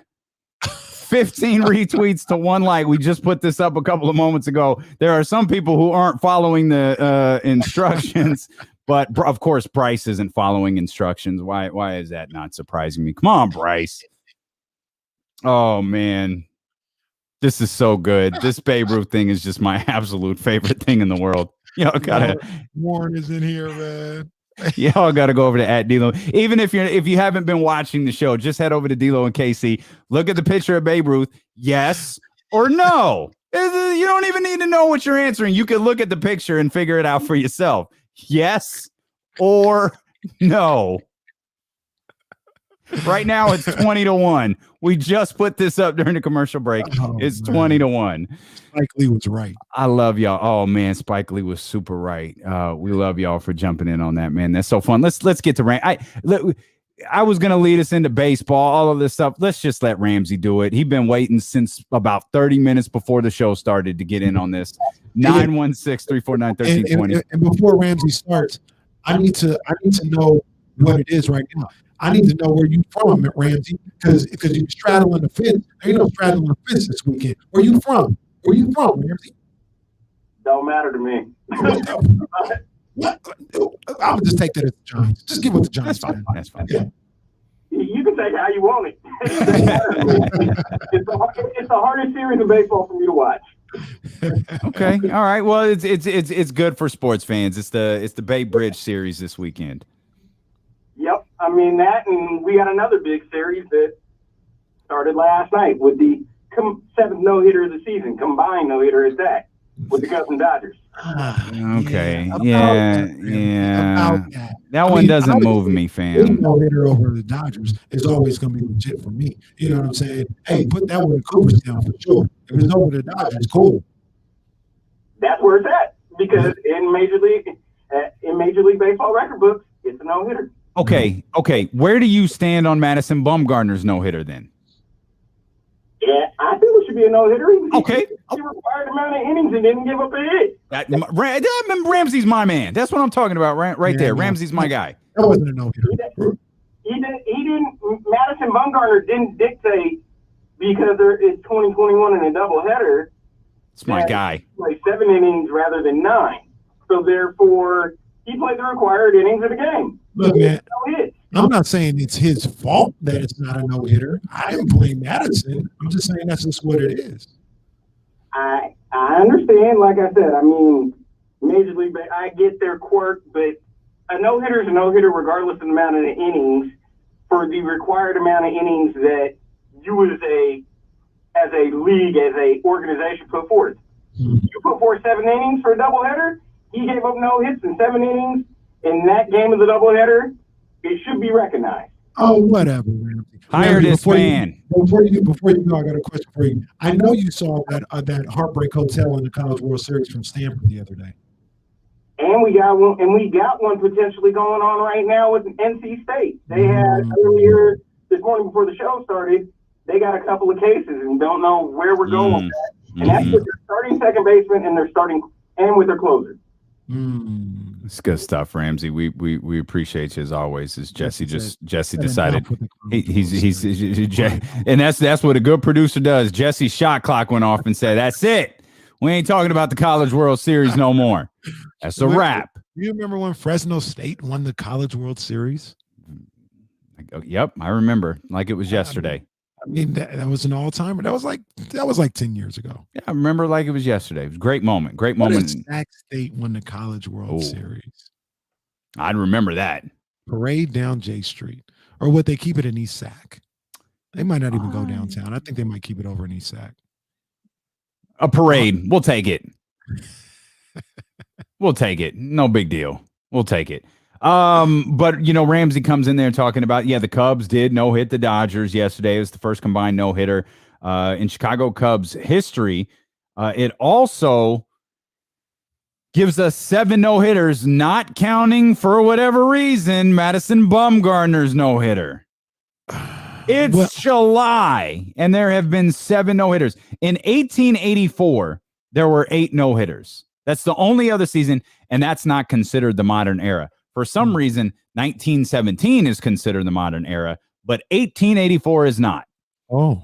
There were 8 no-hitters thrown that year. The 8th no-hitter was thrown in October. It's July. It's June, and we're at 7. Well, okay, let me ask you a question. Do you think we get 9? I'm going to go. At the rate we're going, I think we get like 14. I'm going to go out on the limb. I'm going to say no. You don't think we get 2 more no-hitters? We have like 4 this month. You don't think we're getting 2 more? No, I don't think it happens. It's asking a lot. Yeah, you know what? Maybe we don't because the pitchers can't cheat anymore. Were all of these pitchers inspected last night following their no-hit innings? Off the mound getting inspected. I saw that. That's my favorite thing in baseball right now because everyone is getting more and more pissed off about it. And Rob Manfred's like, what? What is fine? We're doing good. This guy that I saw for the Cubs, he was actually very, he was fine. He didn't rip off his belt and pull down his pants? Gave him the glove, put his hand. He was like, whatever, do what you got to do. I got a question for you. I know your answer, but I'm going to ask the chat and the people, out in Sacramento and all over the country who are listening to us on the Odyssey app as well. What is the realer no-hitter? Madison Bumgarner's. Madison Bumgarner's the 7-inning no-hitter is more real than the combined no-hitter because that's not even a pitcher achievement. It's like a team award. It's not even the same. It should be a different category. Like that doesn't even go. It's like a Cubs no-hitter. Nolan Ryan had what 9, 8, 9, 7, however many no-hitters he had, and it's the same category as the Cubs. What 4 pitchers throwing a no-hitter? It's cool that they're all in sync like that. It's hell at that point when it's a team no-hitter. I got to look at the Dodgers. I'm about to say it's more embarrassing for the like y'all couldn't hit anything yesterday. I mean, the one thing that happens, typically in baseball is when somebody's cooking and and you can't get a hit off them. The one thing that the other team wants to see most is just somebody else, and they just see somebody else, and they're like, all right, now we can, we wanted him out of the game or whatever. These guys, they saw 3 other pitchers and they still couldn't get a hit. Yep. These bums. That's okay. All right. I mean, I know you're going at the Dodgers because that's your favorite thing to do, but I kind of tend to agree with that. Madison Bumgarner's no-hitter is a no-hitter. This, whatever. This is not. Rob W says Mad Bum, no doubt. My man. He's the big one. That's facts. Manny says 4 pitchers being lights out is harder. How you be like, you had 1 good inning. You had 2 good innings. It's tough to get 4 people like that, though. Kyle Again, it's the Dodgers' fault. Yeah. Kyle says the combined no-hitters are so anticlimactic. He's 100% right. Rich says a 7-inning no-hitter. Mad Bums. Richard B says that's like team passing yards with 2 quarterbacks. Dude, that's a great point. That's a great point. The Saints threw for 600 yards. Wait a minute. What? Yeah. Drew Brees and Jameis Winston. They also combined for 6 interceptions. Jameis had all of them. Come on, man. Bryce says Mad Bum, and Chicken Feet says Mad Bum. The Game 916 also says Mad Bum. See? Somebody on here earlier said Kenny hates Mad Bum. No, I don't. I think you do. You also hate the Dodgers. You know, one thing that I did not like, you're right, I do hate the Dodgers. The Dodgers have been, I'm sorry, I didn't mean to interrupt you. Go ahead, but I have a stat. The No, Dodgers have been no-hit anything 20 bad about times. They've been no-hit 20 times. Yeah. How do you get no-hit? That's the most in Major League Baseball history. That's crazy for a team that is, you know, all due, you know, respect. They're one of the iconic teams in Major League Baseball. It means, you know, they're typically pretty good. Get no hit 20 times. Who's second? You know? By the way, second. No. Let me do some work. Giants ain't on that list. We got, matter of fact, the Giants, I think this is correct. I think they got the most wins in the history of Major League Baseball. Wait, do that again? I think the Giants have the most wins in the history of Major League Baseball. I could be wrong, but I think they got the most wins. By the way, the Cubs pitchers weren't lights out. They walked 8 batters. That's tied for the 5th most in any no-hitter in the modern era. Remember, the modern era starts in 1900. It was the most walks in a no-hitter since 2010.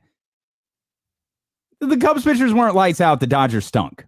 Well, you know, they were economical with their pitches, and you know, they just had them fooled. Just had them fooled. 7 no-hitters in 187 days of baseball.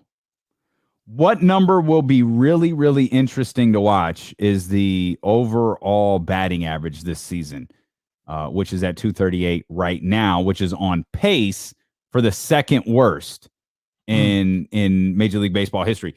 The worst is 237. So we're at 238 right now. The worst in Major League Baseball history is 237. That was in 1968. Now that pitchers can't cheat anymore, allegedly, it'll be interesting to see what that does for batters. Pitchers, if you the way you hear pitchers talk about it, we can't even control. We might hit someone square in the head. We might hit him in the face.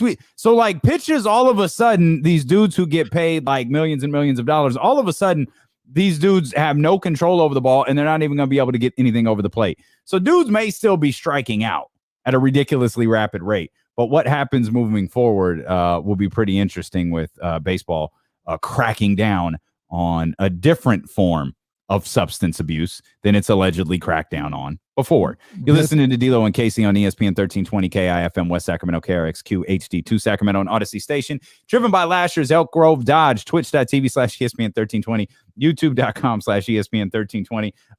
Go head over to @D'Lo and KC on Twitter as well and take part. I think it's got to be a landslide at this point. I'll give you an update. If you'd like one right now, it's 31-2. Who are the 2? I need to know.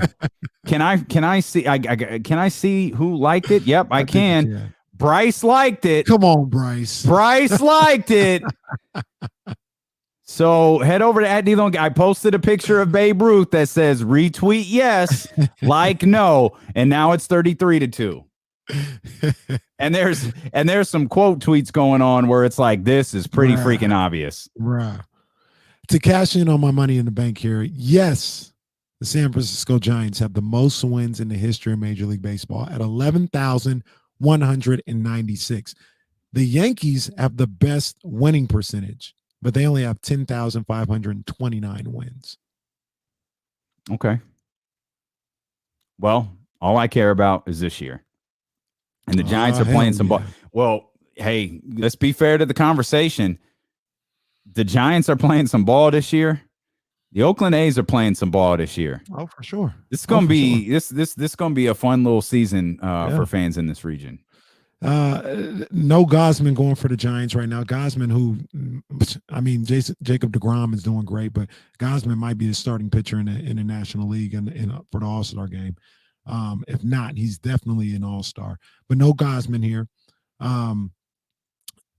Giants, Oracle Park, full capacity for the first time in a year and a half, I guess. Okay. Mm-hmm. It's go time. It's go time. I need this. Let me ask you another question.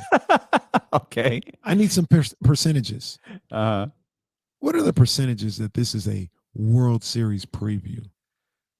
I mean, I could make up a percentage because there's no way that I would know.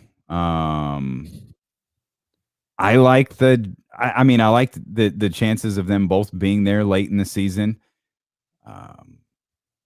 I'm not going to throw that out there. I don't know. I haven't watched the A's nearly as much as I've looked at the Giants. I've sat through some Giants games. I don't watch the A's nearly as much. I don't know what's clicking for the A's or why they're playing as well as they are. But we're deep into the season. They're obviously playing well. Rephrase it. They're obviously playing well again. Like this is a string of, good baseball from them. So it's a stretch, obviously, to try to predict the World Series right now is Oakland versus San Francisco. But if we get a good series out of it, I certainly wouldn't turn my nose up at it no matter what happens this weekend. Yeah. Both teams are obviously good enough to do it, though. I'm gonna say, particularly the Giants, in my opinion. I'm gonna say 20%. 20% chance. Are you? I was talking to Charlie Barker over at CBS this past weekend. Oh yeah. I mean, I don't know. Are we on the news on Sunday? We're doing sport. I know very little about it, but we are definitely doing. We're definitely be on Sports Sunday this weekend, as Charlie just told us on Twitter that we're going to be doing it, and we're happy to do it. By the way, that's our family over there. And they like, hey, when we mean you need us anytime, get at us. And if we find out through social media, all good, fam. It's all good. It's as simple as turning the camera on. It's no big deal, man. It's all good. He mentioned, because Sarah Hodges posed the question, who are you more likely, like if you had to pick one to be in the World Series, the Giants or the A's? And I picked the Giants because of what we were talking about, the best record in baseball at the 60-game mark, and how beneficial and how statistically that has really meant something positive for a team's trying to, a team with the best record going to the World Series. But Charlie brought up a great point. You still have to deal with the Dodgers in a playoff situation, and you may have to deal with the Padres too in a playoff situation. Like, you have to deal with some good teams, perhaps some more difficult teams than Oakland would in a playoff situation. Particularly with the Dodgers, you're obviously talking about a playoff tested team, which could create a little bit different of a scenario for the San Francisco Giants. Does that weigh on you at all? Yeah, absolutely. I mean, the hope would be you got Dodgers, Padres in that wild card game. Hopefully the Giants can win the division. Dodgers, Padres in that wild card game, and you knock one of those guys out, and you probably, you'd have the best record, so you would face the wild card team. So you'd face them in a 5-game series.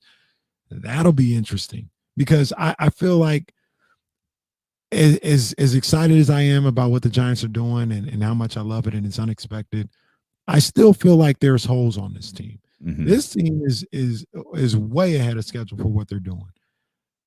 They lack some muscle in the middle of the lineup. I know Posey's having a great season. Brandon Carver's having a great season. Yaz is doing his thing. Evan Longoria was great before he got hurt. When he comes back, I expect him to perform. But they're missing some real pop. some intimidating presence in the lineup. The bullpen, I'm still not crazy about it. I don't know what's going on. Second starter, that's an issue. So there's holes on this team, which makes it even crazier that they're playing as well as what they are. I feel like those holes may get exposed in a playoff series, though, if they don't add anything at the trade deadline or anything. Okay. Let's get to our man, Big Al. Always good to hear from Big Al. I believe he's the chat's favorite caller, 916-349-1320. What's up, Big Al? I want to worship for the people from an old man's perspective. But today, I want to come to my broadcast experts. That's you guys. Oh, okay. Thanks for clarifying. No, you're in the media business. I wanted to go down that path. I did not. But, we talked ratings and share back to the mighty SDSU days when we learned that stuff. And I just want your perspective on this NBA final. What do you think? We'll just stay with either people, eyeballs, people, or just the number for ratings. What do you think the NBA finals this year will be for a rating? Assuming that you think that it's going to be, and that's it. I haven't even heard your final analysis for who you think will be in the final. Yeah, I think we both had. Thanks, Big Al. We'll try to answer that. We both had before the series started the Clippers coming out of the West, right? So let's just ride with that. Obviously I'm not going to go away from it, though. I wouldn't be upset if Phoenix won. I'm really enjoying Phoenix. I think this just really boils. Milwaukee is a smaller market, I guess. Atlanta very much is not, but it's different. Atlanta's younger. They're different. There's no MVP on their team. You have a 2-time MVP. I don't know who's more appealing. I feel like Atlanta might be a little bit more exciting to watch, but Giannis might have a little bit more name familiarity with people. The playoffs so far have rated really, really well. Mm-hmm. I think no matter which of these two teams, of the 4 remaining teams, whichever 2 wind up making the finals, I think as long as the games are compelling, I think it's going to do fine. I'm not buying into the narrative because LeBron's not there, no one's going to watch. I'm not buying into the Super Bowl. I don't know if it was this year, but maybe it was the final Patriots Super Bowl. Mm-hmm. They had people were sick of Tom Brady. And so the number, again, in the NFL, the Super Bowl number, it dips to like 98 million. So you got to take it in full context, but it's down from 105 or 106 or something along those lines. I think the NBA is going to be just fine, whether it's Los Angeles or Phoenix representing the West, or whether it's Milwaukee or Atlanta representing the East. 2019 NBA Finals did 15 million viewers per game on average, I guess. Okay. You think they go over, under that? 15. That's Toronto and the Warriors. 15 million was the number. I'll go over. I'm going over too. I think they get to 20. Over. Wow. That's way over. I think they get to 20. The NBA's hot right now. I agree. The NBA's hot. I think they get to 20. Ooh, okay. Yeah. That's a bold. Like I Even feel if this was a Mike Greenberg, that's a bold prediction. Even if they don't get to 20, I think they definitely go over 15 though. Yeah, I'm with that. Here comes the money. Here we go. Money talk.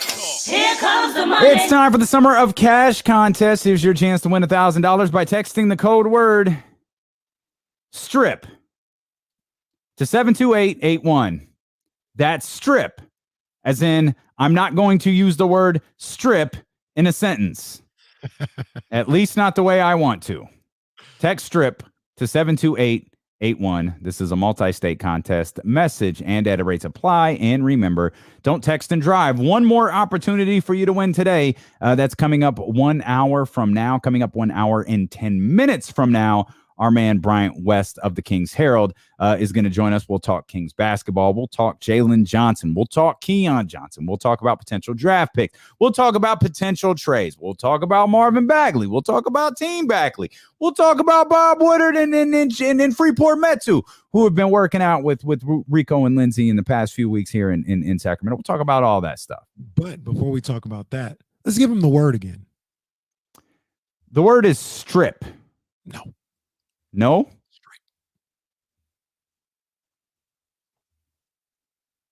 I swear to God, I have strip. Jesse Texas said a stripe.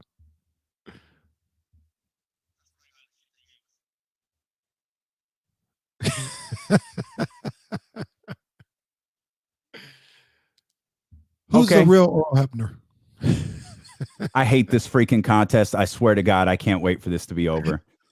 I How hate much this for the plastic stupid surgery? ass contest more than I hate the heat, more than I hate humidity. Text the word stripe.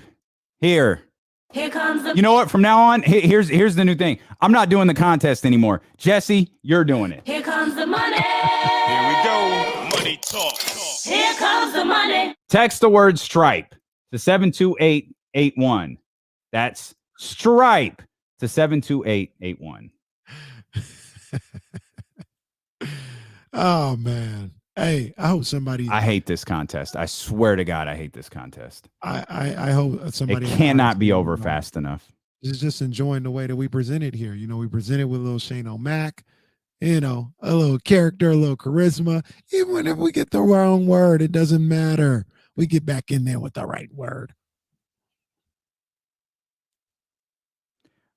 D'Lo, what's the word? I don't know. I don't know if I don't quite know how to answer that. Okay, great. Thank you. The higher ups at Odyssey is listening to us like, Boy, these kids are some circus clowns.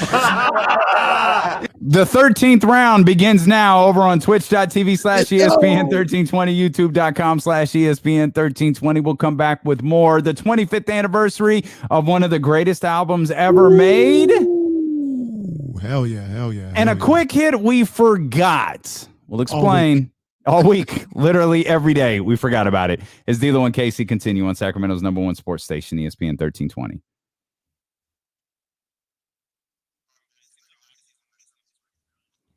Maybe I messed something up when I cut and pasted it. Maybe I accidentally deleted the last letter.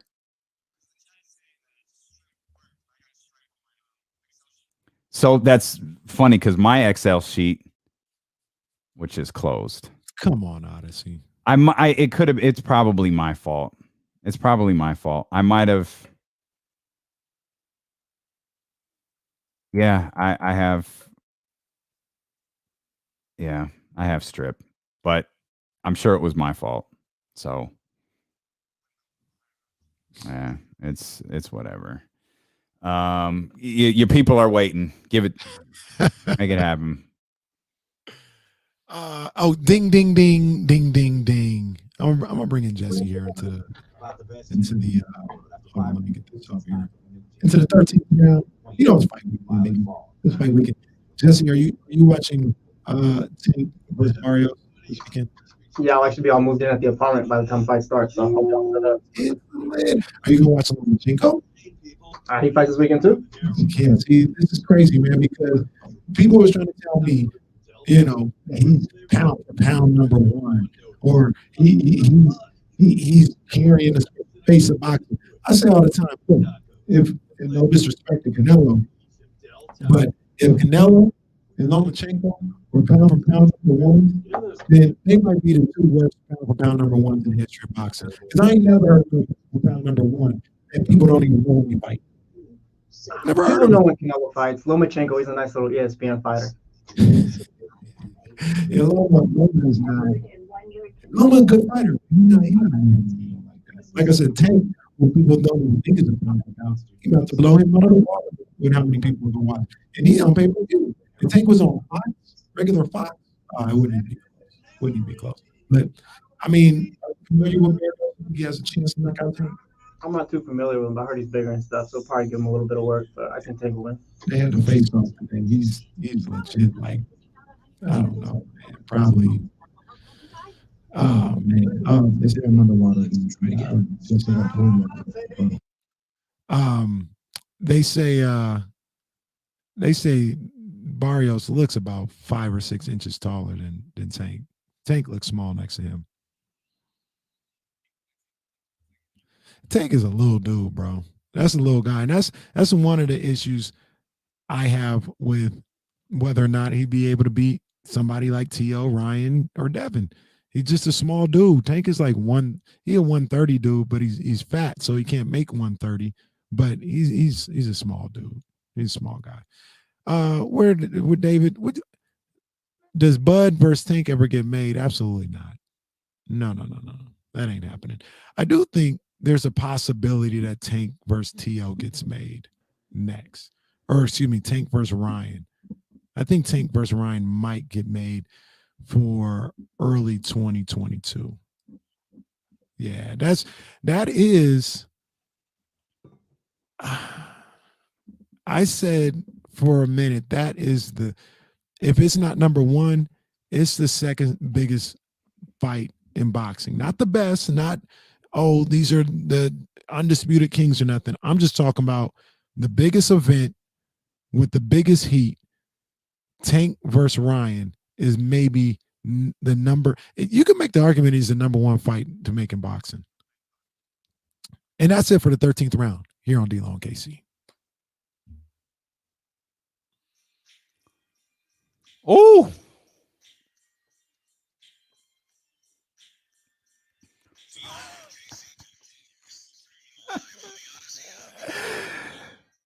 we got shows within shows and keywords within keywords. Oh, man. We appreciate y'all for being with us here on this Friday. Bryant West going to join us an hour from now, and you'll have another opportunity to win $1,000, of course, assuming your dumbass host gives you the right word. So that's coming up 10 minutes past the 3 o'clock hour. We've got a poll taking place over on Twitter. If you head over to at D-Lo and KC, go follow that account. It's a good account. Good looking guys there too on the avatar. Yeah. Go follow that account. Right now, the score is 38-3. We posted a picture of Babe Ruth and just posed the question, yes or no. We said retweet for yes, like for no. 38 retweets to 3 likes. Yeah, Babe Ruth is definitely a black dude. Yep. I used to have a pretty firm stance on Babe Ruth, and I'm now willing to reconsider. Yeah, no, I'm convinced. I'm absolutely convinced. You blew me away a little bit. With the Phil Jackson thing. Yeah, I mean, like I said, I ain't saying it's his mom and dad. I ain't even saying it's grandmother and grandpa. But if you go back enough, Phil Jackson might be for the culture. See, the problem is though. Let me see. Make sure I remember this correct. Like Phil in the 90s. Okay, I got it. Well, wait a minute. I'm saying if you look at him in the 70s, come on now. If you look at him at any time in his life, it's not okay. Okay, you got me. I'm thinking about it. Let me think about it. We might have to do another poll. Oh, now make it happen. We might have to put another one. Make it happen. John says we should put up another poll. Retweet for strip and like for stripe. Text them both to 72881. You heard us come back with Jay-Z Dead Presidents. Today's the 25th anniversary of Reasonable Doubt. Jay-Z's first commercial release dropped 25 years ago today. What a classic. Were you like on Reasonable Doubt like from the moment it dropped? Yeah, because of Rap City. Dead Presidents. That's why. Yeah, Rap City was always what hit me to East Coast music. You know what I mean? Because I was Big Les, yeah. Big Tigger. Mm-hmm. Yep. Man, see, I missed it at the time. To be honest with you, I was in my bad boy phase, and I wasn't my hip hop. Yeah, I watched Rap City, but I wasn't like a faithful fan. My hip hop was what was on 102.5. Okay, nothing wrong with that. At the time, 102.5 was you getting Bad Boy, you getting maybe California Love, you know what I'm saying, and stuff like that. It wasn't this. You wasn't getting Tribe Called Quest on 102.5, right? Yeah. So that's where it was. So I was just, I knew Jay-Z, I knew who he was or whatever, but I wasn't at that time too, I was Ronnie Romance too. I was on my R&B. Yeah, I've always been that. yeah. I Missed it. I missed it at the time, and I listened to it over the years, and you know I would hear it one way or another over the years, but I didn't get the album until like 2005. I didn't actually have the album until 2005. Okay. Yeah, no, that was one I had early. I loved Foxy Brown too. Yeah. Ain't no like the one I got. No. See, I was introduced with I'll Be because that's when I really like Foxy, and I was like, okay, that's my girl Foxy. Mm-hmm. Jay-Z was on I'll Be. Mm-hmm. I had no recollection that they did Ain't No. Yeah, that's woo, man. It's Jay's grimiest album. It was. I mean, it really. I mean, you go back and you listen to it, man. The evolution of Jay-Z really is extraordinary. Starting with Reasonable Doubt, and then how it evolved. Like you listen to the Black Album, then you listen to 444, which is an entirely different type of album than anything I think he's ever made. And you go through all that, man. Like, dude has the ability to just like change, evolve. Dude has the ability to deliver different types of messages. But Reasonable Doubt it's now, I know a lot of people say, oh man, that's his best album. That's not my particular vibe. I don't think it's his best album, but it's not his best album, but it's pretty damn good. I think we've had this discussion. You think the Black Album is his best album, don't you? Yeah, I think the Black Album is phenomenal. I think we were talking about Change Clothes, but you did trash Change Clothes. Yeah. Can't remember the last time I listened to Change Clothes. An underrated album was the American Gangsta one. Oh, that's fire. No, like that didn't fire. Yeah, that was just a different, that was heat. That was heat. And I'll just be quick to point out that Kingdom Come is trash. Like, so like that's all I'll do. It's easily his worst album for sure. It's not even close. Like his worst album. Now, my favorite is The Blueprint, though. I think The Blueprint is his best album. I mean, that's hard to. That's up there, but it's crazy. And maybe it's just I'm at a different point in my life, and I can relate. 444. I think you can make the argument that's his best album. 444 is, but it's different. But it's flawless. It right. But my problem with 444, like, what do you do with it? Like, if you were over at the house on Saturday night, we had people over at the house, we're eating. You don't really put 444 on because it's just a different Jay-Z album on though. Well, you could, but I mean, it would all be the same vibe. Like 444 would be no different. Nah, 444 isn't a different vibe. Like 444, you find yourself getting lost in the lyrics because I don't feel like there's a beat. I don't feel like there's anything you get lost in until you start listening to him. And then he says something about his wife. Wait a minute. Him and Jay-Z are having problems. Wait a minute. What did he do? Wait a second. It was like 444 was like the male answer to what Lemonade was for women. You know what I mean? And when 444 dropped, I just found myself like I just was enthralled. I was just listening, and I don't even know that I ever listened to it again. Yeah, I just got lost in it and was like, man, he has some stuff to get off his chest, and then that was it. Like I don't think I ever put it on again. I listen to 4. I might listen to 444 today after the boom. You got a lot of albums. I was gonna say you got a lot of albums to listen to. Reasonable Doubt though is crazy. I mean, I might have to listen to that today too. That's heat. Oh my gosh, that's so much heat. I'm gonna put that on the bump box. Woo! Piss the neighbors off, man, and put that on the bump box. I was hard with that one. last weekend I went to dinner with the Queen Bee, and we went to that's gonna sound crazy, but we went to Morton's. Of course. Well, excuse me. Of course you did. Go ahead. Continue. I'd expect nothing less. From our partner here. Of course he did. Well, we were 16th anniversary. You better go to Morton's. But like, no, of course my partner went to Morton's. Yeah, gotta go to Morton's for the 16th. Mm-hmm. But it was funny because we were coming out and like on Capitol Mall Way or whatever that street is, from the bridge to the Capitol, they were having like this old school car show, and there was like 2 or 3 people outside of Morton's bumping like E40 in their bump box, like, and it was like there she goes sliding down the pole, and I was like, these people at Morton they are having Gas They're break, dip, gas break, dip. Right outside of Morton's, right outside, right on the curb. I was like, these on the bump box. You know how it goes. Sir, could you ask them to be quiet, please? I'm trying to eat my steak and baked potato. I do not want to hear that. Thank you. Hey, and they had, speaking of, there was this Cajun steak from Morton's. It's the best steak I've ever had in my life. I hope so. How much it cost? I mean, I don't get into numbers. Oh, valeted and everything, didn't you? That was the plan, but we ended up parking in the parking garage because the valet was too packed. How did that happen? Like, man, I'm literally trying to give you money and you can't take it. Well, I mean, I just didn't stop. We had reservations. I got you. Late. I was like, let me just park. Okay.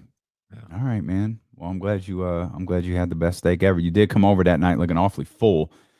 You trying to serve Kenny up like some food, and no, I'm good. I need a minute. I need a minute. I need a minute here. So the 25th anniversary of Reasonable Doubt. Jay-Z, greatest of all time.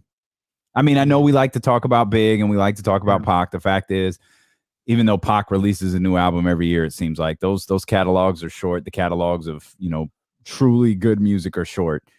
For me with Big, it's only 2. Yeah. It's not, I don't include Born Again. I don't include all that trash that came after. It's Ready to Die. It's Life After Death. Mm-hmm. And that's it. So you could put him on a Mount Rushmore if you want to, but when you talk about the greatest, man, Jay-Z's been, he's gone. He's gone through generations. He changed the game. He's the best. He's the GOAT. When I talk about the GOAT, I know disrespect to Jay-Z. I'm gonna have to preference it. You can't help. We may have a new one soon. We don't. I assure you, we don't. Not today. No, not today. Our generation won't have a new one. Like, it's going to be Jay-Z. They won't let it happen. I had this conversation now. Like the young people in our Be Heard program, they won't agree with us. They'll think it's who? Drizzy, Drake. They'll think that it's Drake. Yeah. Us, it ain't gonna be Drake. It ain't Drake. That man Drake, boy, that catalog is insane. And Jay does quite of a bit, and that's one of the great things in watching his evolution from Reasonable Doubt to where he had the partnership with Reebok, which led to Rockaware, which and then it just became business endeavor after business endeavor, and then you got Ace of Spades and all of these different things.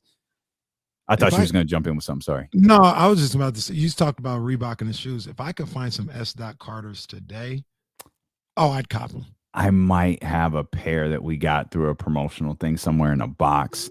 Wow, this guy's talking about me.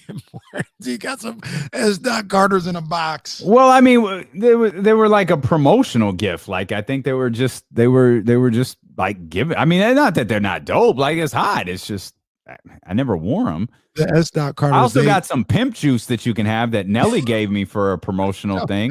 I don't want any. I got some pimp juice. Like there, I got a ton of crazy promotional stuff if you want it. If you want some pimp juice, I still got it. I don't know how old that can is, but you're welcome to try it. I'm good on the pimp juice. Okay. The funny thing about the S. Carters, I had a pair of S. Dots, and the shoes I think work better with fashion today. Because the shoes were these like small little dress, they're not dress shoes, but these casual shoes that I would wear with size 44 jeans. Yep. That's not it. Yep. That's not it. Today I'll be having my slims, my European fit and everything. If I threw some S. Carters on right now today, it would look fly. You are a European fit guy. Text pimp juice to 72881. You remember that song? She only want me for my pimp juice. Peyton brings up a good point, though. Okay. He says Soulja Boy did it first, and that reminds me. Did what? Did what?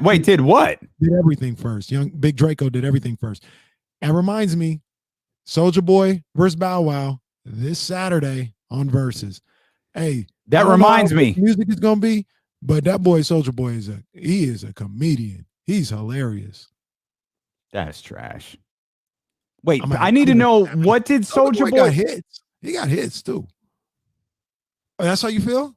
I don't know. I don't know if I don't quite know how to answer that, to be honest. I mean, bro, you were at Ricky's at the time.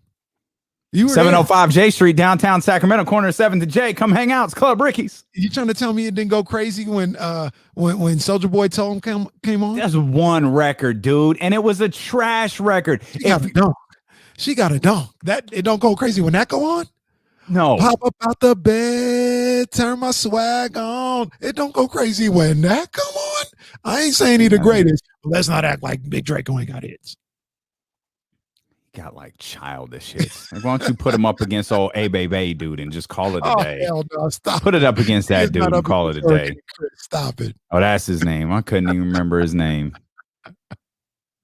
Man, there's a story. I think on Friday we just need to accumulate all of the stuff we forgot about. Like we had mentioned it, and then we kind of like maybe we teased it, and then we got into another conversation, perhaps about A Baby or Soulja Boy, and just lost track of what we were doing. I think I teased like every day. Yo, did y'all hear what Tom Brady said on the shop? Did y'all see that? We're going to tell you why I don't think it was about Jimmy Garoppolo. Coming up next on D-Lo and KC, you get back from D-Lo and KC, and we're laughing about Babe Ruth being black, or perhaps, Phil Jackson being black. Like we completely forget about it. That happened like 3 days this week. So we're going to get this damn story out one way or another. Tom Brady was on the shop, because everybody knows the story by now. Tom Brady was on the shop, talked about free agency, talked about talking to different teams, and used the line. There was one team he was interested in, and they said they were going to stick with the guy that they had, and he said, "Wait a minute, you're going to stick with that MFer?" And that's the line that got everybody's attention. And of course, Twitter goes fire, and the 49er fan base lights up. Oh, shade at Jimmy Garoppolo, shade at Kyle Shanahan and John Lynch and the San Francisco 49ers. Everybody knows the San Francisco 49ers were this close to signing Tom Brady. Everybody knows that was a parting shot at Jimmy Garoppolo and the San Francisco. I don't think it was, though. Because let's look at some of the other teams. There were rumors about New Orleans. Right. Obviously, he's not talking about Drew Brees. There were rumors about Indianapolis, but they didn't have anybody. I don't know why this, and maybe it was Tom's decision to not go there, because they didn't have anybody to where Tom could actually utter the line, "You're really sticking with that MFer." I don't think they were a Super Bowl team either. You and I very much disagree on the Colts, but that's fine. Or at least where the Colts were last year. I don't know that the Colts are there again, but that's fine. I got that boy Wentz now. I don't know where the Colts are this year. And I'm curious. You have to like dig a little bit deeper, because this wasn't a team that was mentioned with San Francisco. But when you find some of the initial writings, particularly from Peter King, you'll find this team mentioned in there. And when you put 1 + 1 together, it's really I think, obviously, I don't know. I wasn't in the barbershop when they were doing this. I think it's really obvious. It was Chicago. Chicago was one of the first teams mentioned when Tom Brady became a free agent. It's interesting. And I can't envision a scenario where the Bears go, "We're keeping Mitchell Trubisky." I can't. That's the part of this story I can't put together. Maybe there was maybe there was something else. That's the part of this story that I can't process. I just don't think it's Jimmy. So I mean, that makes sense, because money making Mitch is definitely worse than Mitchell Trubisky. I mean, Jimmy Garoppolo. But how did that go? How did that go with Chicago's name being brought up? Was that I don't remember if Tom Brady had a list, but was that? No, Tom Brady didn't have a list. No, Tom Brady kept everything, to the best of my recollection. Tom Brady kept everything pretty quiet.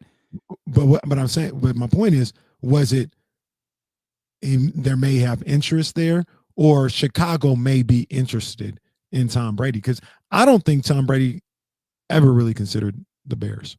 I don't know. I don't know what Tom Brady's level of consideration was with the Bears. Maybe that was just for show. Maybe the comment that he made on the shop was just for show. Maybe it was just for good television. Maybe there was a conversation with the Bears, and it was a brief conversation. Hey, do you have interest? Hey, do you like this thing? Hey, we have Mitch Trubisky. We're looking to upgrade. What dollar figure? Like, I don't know how far the conversation could have gone, or how far the conversation did go. But the line I'm referencing from one of the early Tom Brady is a free agent columns was Chicago. Again, to the best of my memory, Tom Brady never brought up any team. He didn't bring up the San Francisco 49ers. He didn't bring up the New Orleans Saints. Right. It was other reporters doing work saying, well, the Saints, the Saints have engaged in conversations. Mm-hmm. The 49ers, a number of people obviously here had reported the 49ers had engaged in conversations. And I believe it was Peter King who wrote, the Chicago Bears are trying to gauge Tom Brady's interest in joining them as a free agent. I see you thinking. You're thinking right now. You know what I'm saying? You're really diving into this thing and like, nah, let me think about this. Let's not just go with the sure answer here. I see you, but it was the Niners. It was the Niners. I'm fully convinced that it was the Niners. You think so? You think he still has heat with Jimmy Garoppolo? Like, it's not if this was before the start of. So Jimmy had just come off the Super Bowl, right? Yeah. But once that again, can't be. But nobody. But I mean, hell, let the chat tell it. Let everybody tell me. Let Deuce and Mo tell it. Nobody believed that Jimmy did anything to get them to that Super Bowl. Nobody believed that. I'm sure Tom Brady had the same thoughts. And he wanted to go back to San Francisco. That's where he wanted to go. Mm-hmm. He didn't make a list, mm-hmm. but I fully believe that was number one on his list. Mm-hmm. And I'm not saying that Kyle and John Lynch said that they talked to him, but they mentioned to Jimmy, like, yo, we explored this. We saw what was going on. We decided to stay with you. I think they talked to Tom. I think that conversation happened with the 49ers. That's the one that makes the most sense. And you think that Jimmy Garoppolo is the MF that Tom Brady is referring to on the shop? Yeah. And you know what I'm saying? Like let's have a little real talk here. Damian, I think you agree. Tom Brady can say something like that and not think that Jimmy's a scrub. You know what I'm saying? He could you can say that and like that dude. Oh man, come on, man. You know I'm better than him. I don't mean he thinks this guy's a scrub. Well, but he's better than anybody. Like he's sitting there like he's better than Drew Brees. I think there's maybe 3 quarterbacks in the league, maybe a handful, maybe 5. Let's go with 5, where Tom Brady wouldn't have that reaction to. To me, when you say a line like that, it's, yo, this dude ain't even close to my level. Not like, no, he's good. It's like, that's how he feels about Jimmy. And that's fine. But he literally just came off of a Super Bowl appearance. Well, I mean, I think he had a lot to do with it. But like I said, a lot of people don't feel like he had a lot to do with it. Okay. Man, that's a hell of a move, too, to obviously we see how it worked out. But that'd have been a hell of a move to bench your starting quarterback fresh off a Super Bowl appearance and bring in Tom Brady. Well, we might see that next year. Coming off a Super Bowl appearance, Trey Lance is going to be your starting quarterback in 2022.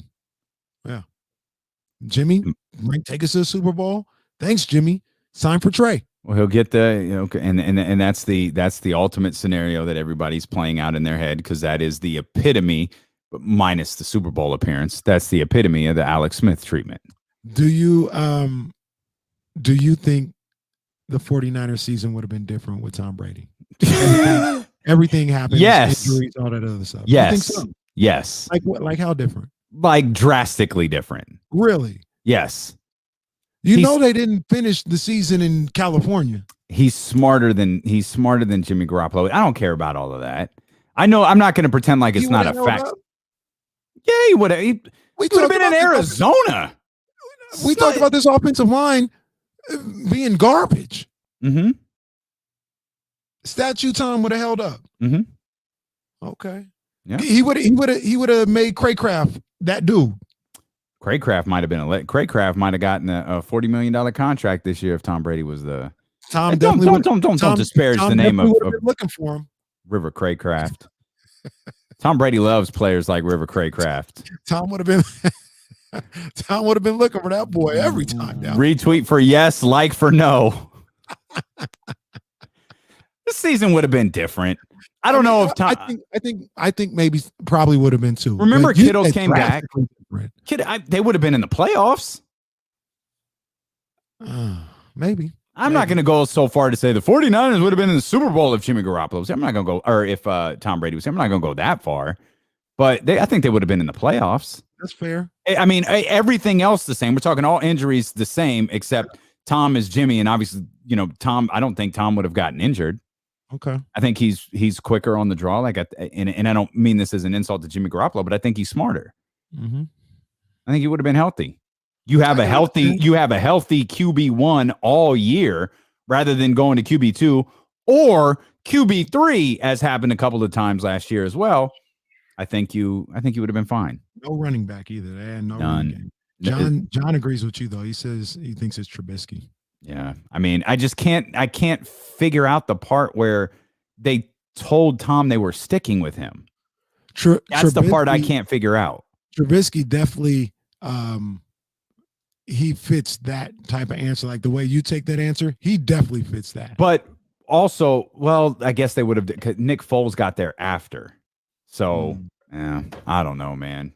I don't know. But I guess it's fun to speculate.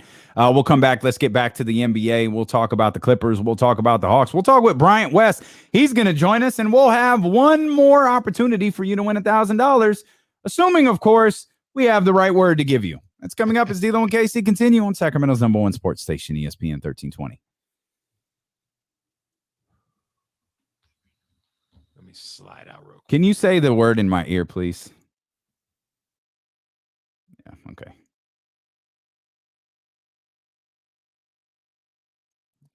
I don't know why we say it like it's a secret. You can't text anything until it's 10 minutes past the hour anyways. Yeah, the thing that I can't figure out is, no, I got you, Manny. I can't see the Bears turning. There had to have been like some sort of disconnect there that maybe Tom took it as your key. You'd rather have Mitchell Trubisky than me because there's just no way that's possible. That's yeah. Jesse said it's the Bears. Are you sure? Yeah, maybe. Oh, Jill texted. Now, I thought about this one too. So Jill texted a good one that I did think about. Jill text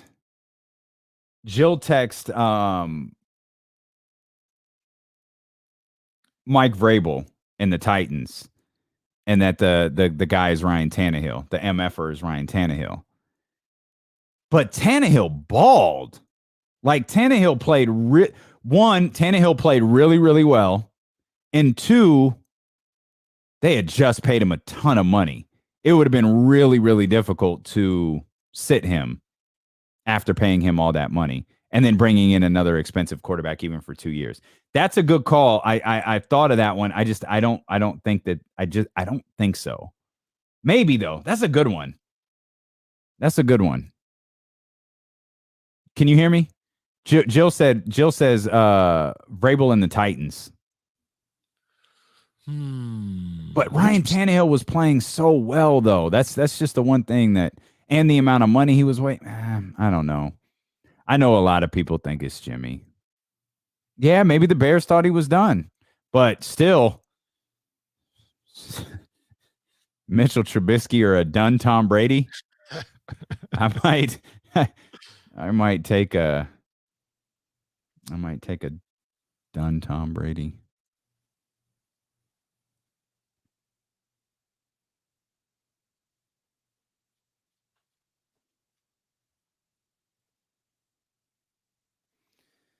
Oh man, no show within the show for me, man. I'm just here to talk with y'all. I gotta build out a graphic for the 13th round.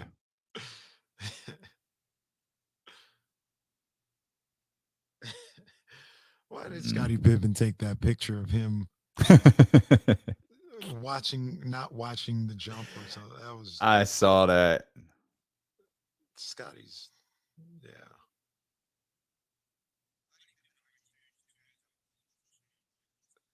Mm-hmm.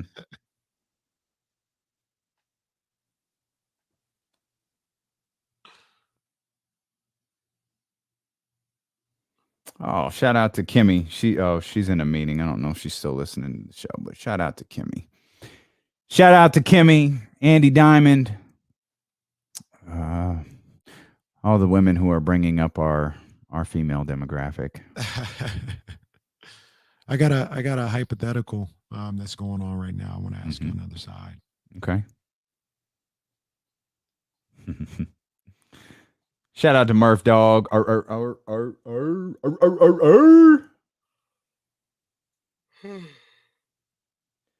Mark Cuban discussed getting Luka Doncic more help.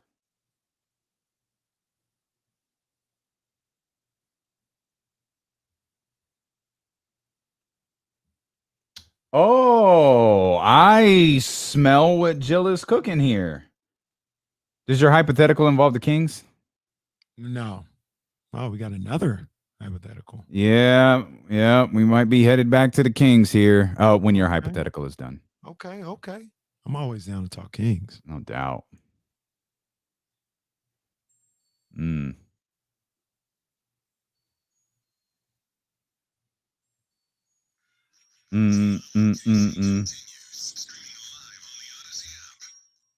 Appreciate y'all hanging out with us, man. 916-349-1320. You can get in on these phone lines. You can take part in the conversation as well on twitch.tv/ESPN1320, youtube.com/ESPN1320. An opportunity for you to win $1,000 coming up in 20 minutes. And we're going to talk with Bryant West. There's some things brewing out there we've got to talk about. Shout out to Jill Adge. She just hit me to something Mark Cuban said today that I want to bring to your attention. But let's get to top flight security of the world, Craig. What's up, Craig? Hello, Craig. Craig, are you there? Craig cut off. Craig is no longer with us. And I don't mean that in a terrible way. I just mean he's not on the line. All right, Craig. That's fine. Top flight security. Dear God. Check the number. All right. Avoid all calls that are coming from Jazz. I was gonna say, why doesn't Jazz just walk in the room? You're not at home. That's why. I'm not at home today. Jazz, there's still work going on at the house. Yeah, it's all good though. Kenny got kicked out. Kenny's been kicked out of the house 2 straight days. Oh dear God. Jazz is on the line. Oh boy. First, I love that she calls like. When the studio is at the house, she got nothing, but like she's calling today. Hey, Jazz. Hi, guys. How's it going? Well, yeah, what's going on, sweetheart? Oh, don't you try it. Don't even try it, Casey. So, Damian, let me take you and the listeners down a quick trip down memory lane. Circa early 2000s, which is going to make Kenny look really bad here because he called himself to be a really big Jay-Z fan. This guy, we used to go to college in the Bay Area, Cal State Hayward. He's wearing Sean John denim overalls. He has Scott Carter's. He's wearing a full overall of denim jumpsuit with the white tank top, oversized Yankee hat. So I'm just painting the scene here, how he's walking around. I can see it. Summertime in the Bay Area, he's wearing Tim's. Yeah, you couldn't tell this man that he wasn't from New York. Mm-hmm. So we're getting to know each other. We're friends. We have a couple of classes together, and he talks about how much he likes Jay-Z. So I was like, so we talk about what our favorite albums are. And my favorite album, of course, is Reasonable Doubt. And he discloses to me that he does not own, nor has never owned that CD, which is at a time when you had CDs. There wasn't really people were still buying CDs and had CDs, the little flip things that you keep in your car carried. Little visor. Yep. Exactly. Yep. What do you mean you don't have this album? Like, It was mind-boggling me. So fast forward a couple of weeks after that conversation, we were all studying for a test, and he was a very diligent student athlete, and I'll let you interpret that as you will. Yep. So I already knew this test he was gonna bomb this test. So like I went around. I think I went to Berkeley. I went to all these different places so that I could buy him the Reasonable Doubt CD, because I knew I was going to ace this test, and I did. So him coming out after the test, like he was like one of the last people to walk out. He had this long face, like, well, I don't really know what's going to happen with my college teacher, but I finished, and so long story short, he didn't do that great on the test. However, as a consolation prize, I gifted him the Reasonable Doubt CD. So that was like the silver lining of that midterm. You see, she was spitting game. She was like, "Oh yeah, I like this dude. Let me go get him that Reasonable Doubt." She was spitting game. I see you. The guy asked me to study with him. He was just missing all the points, and I was like, "This isn't going to end well for him." And I don't want him to hold me accountable for him not doing well on this test. So I just had to like divert him with the CD. That's good stuff. You took pity on him. Absolutely. Yeah, that's good stuff. You're a good woman, Jazz. That's good stuff. I appreciate that. I appreciate that to this day, Jazz. To this day. Where's the CD, Casey? Where's the CD? I don't know where none of these CDs are. Matter of fact, these CDs are in the garage in this 90-pound box that we won't get rid of because you don't want to get rid of CDs. You're a clown. Don't put that on me. I'll send Kenny home soon. Thank you, Jazz. Bye, guys. Jazz is like, no, you don't have to. It's cool. No, that's fine. Just keep him there. Jazz out here getting these James Ham numbers. She got the connect. Yeah, man. It is true though, man. It was like 2004, 2000, yeah, something like that. I didn't have Reasonable Doubt till then. I had listened to the album though. Mm-hmm. Don't get it twisted. I was familiar with the album. I just didn't have it in my hands. We're just thankful that you introduced Sean John to the entire West Coast. I personally don't know what I would have done without you had you not done that. And the winner of 1996. Get a clue. Downtown Plaza. Always. It had the black joint with the red ones with the red lettering with the it had the cursive writing. Mm-hmm. Yeah. Okay. You had a hypothetical out here, man. Yeah. No, you were the first one, definitely. Because no one knew about Get a Clue except for Kenny. Like Kenny was literally like, get a clue. It's amazing it survived this long. Like it had one shopper in 1996 and it was Kenny. Like no one in the culture knew if you wanted hip hop gear, you got to go to Get a Clue. Like no one knew that except for Kenny. So it's cool. Maybe, no, it's good. Maybe you got it in 97. Maybe you were like the third person in the West Coast because my cousin Mike had it too. Maybe. Yeah. That's still dope. I'm just saying. I was the one that brought it out here to the West Coast. Yeah, no one else had it for sure. And just to be clear, you brought it out here like you bought it at Get a Clue in Sacramento. So like Sacramento knew, hey, we got to bring this out here for Kenny Caraway. So shout out to Get a Clue for I kept asking saving the culture. Y'all got the Sean John gear in? And it's like, nah. And then now you're lying. Now I'm for real. I would look. Well, I will say this. I was looking for Sean John for a minute. They didn't have it out here yet. That's all I'm gonna say. I will say that. So had you not asked, Diddy's empire might not have exploded the way that it did.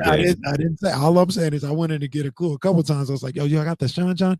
Nah, we ain't got that. Oh, okay. That's all I know. You want to tell me what your hypothetical is that you mentioned during the commercial break? Well, yeah, this is a hypothetical, and I didn't make this up. Mm-hmm. I'm getting this from sources, actually Stephen A. Smith.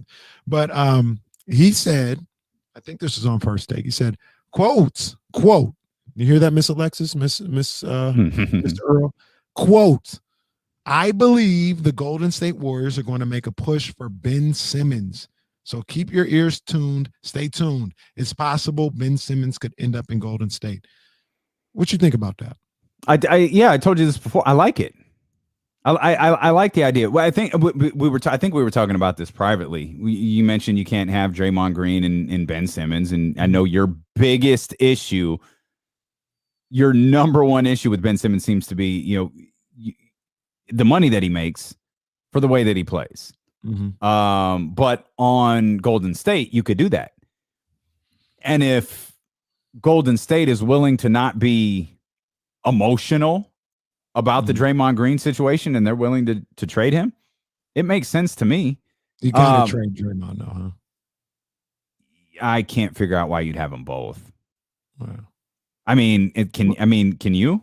No. I was going to ask this though. Okay. What if they move Clay? Oh, I don't like that. For Ben Simmons, I mean, I get why Philadelphia would like that. I wouldn't. I wouldn't do that if I was. You got to give it a shot. You got to let him come back. Like if you're wrong, you're wrong. But you've got to let him come back and give him a chance to be Clay. So, and I agree. I wouldn't do it for Clay either. But it's got to be Draymond or Clay. It has to be. I mean, you can throw Wiggins in there, absolutely. Wiggins ain't nobody trading for Wiggins. Like, they need to stop that. So it's got to be Draymond or Clay, money wise. Somebody in here was saying Draymond in 14. Yeah, the wishful thinking. It's going to be like Draymond 14 and Wiseman. Yeah, it's going to be a lot. Yeah, it's going to be a lot. Yeah. But I feel like it has to start with, like, I don't know, why would you want to have Draymond with Ben Simmons? Why would you want them both? Well, it's like you talked about, being emotional. It's the same reason they gave him $25 million a year. Okay. I disagree with that, but it's fine. They're going to have to part with him. He's the easiest piece to part with, I think, because I think he will have value to a lot of teams. And Philadelphia's still very much a playoff team, with or without Ben Simmons. They're a playoff team. But now, Philadelphia and Doc Rivers, they're in that difficult spot where, and I'd argue this is where they were this year, there's no consolation prizes anymore. Like, they have to get to the NBA Finals. They have to get there. If you lose in the finals, you lose it, but you have to be the best team in the Western Conference, or in the Eastern Conference, not in the regular season. You have to be the last team standing in that conference. Absolutely. So they have to make moves that will get them there. And obviously, 29 other teams are trying to make moves to get to the championships, but there are teams that are a lot closer. Philadelphia is a lot closer. They're not looking for, we're looking for that big grand move. They're looking for the proper adjustment. And right now, the hot thing is to believe that Ben Simmons is the proper adjustment. But what comes back with Draymond is really going to probably tell the what they could be successful at next year. And the crazy thing about Philly in next year is what did everybody say this year about the Brooklyn Nets? They can't get it done in the first year. It ain't happening in the first year. It ain't gonna be the first year no more. Yeah. So yeah, I thought Brooklyn was better this year than Philadelphia. Well, to everybody else's point, it's gonna be the second year of the Brooklyn Nets. And Philly runs it back with the same team. I don't think that could happen.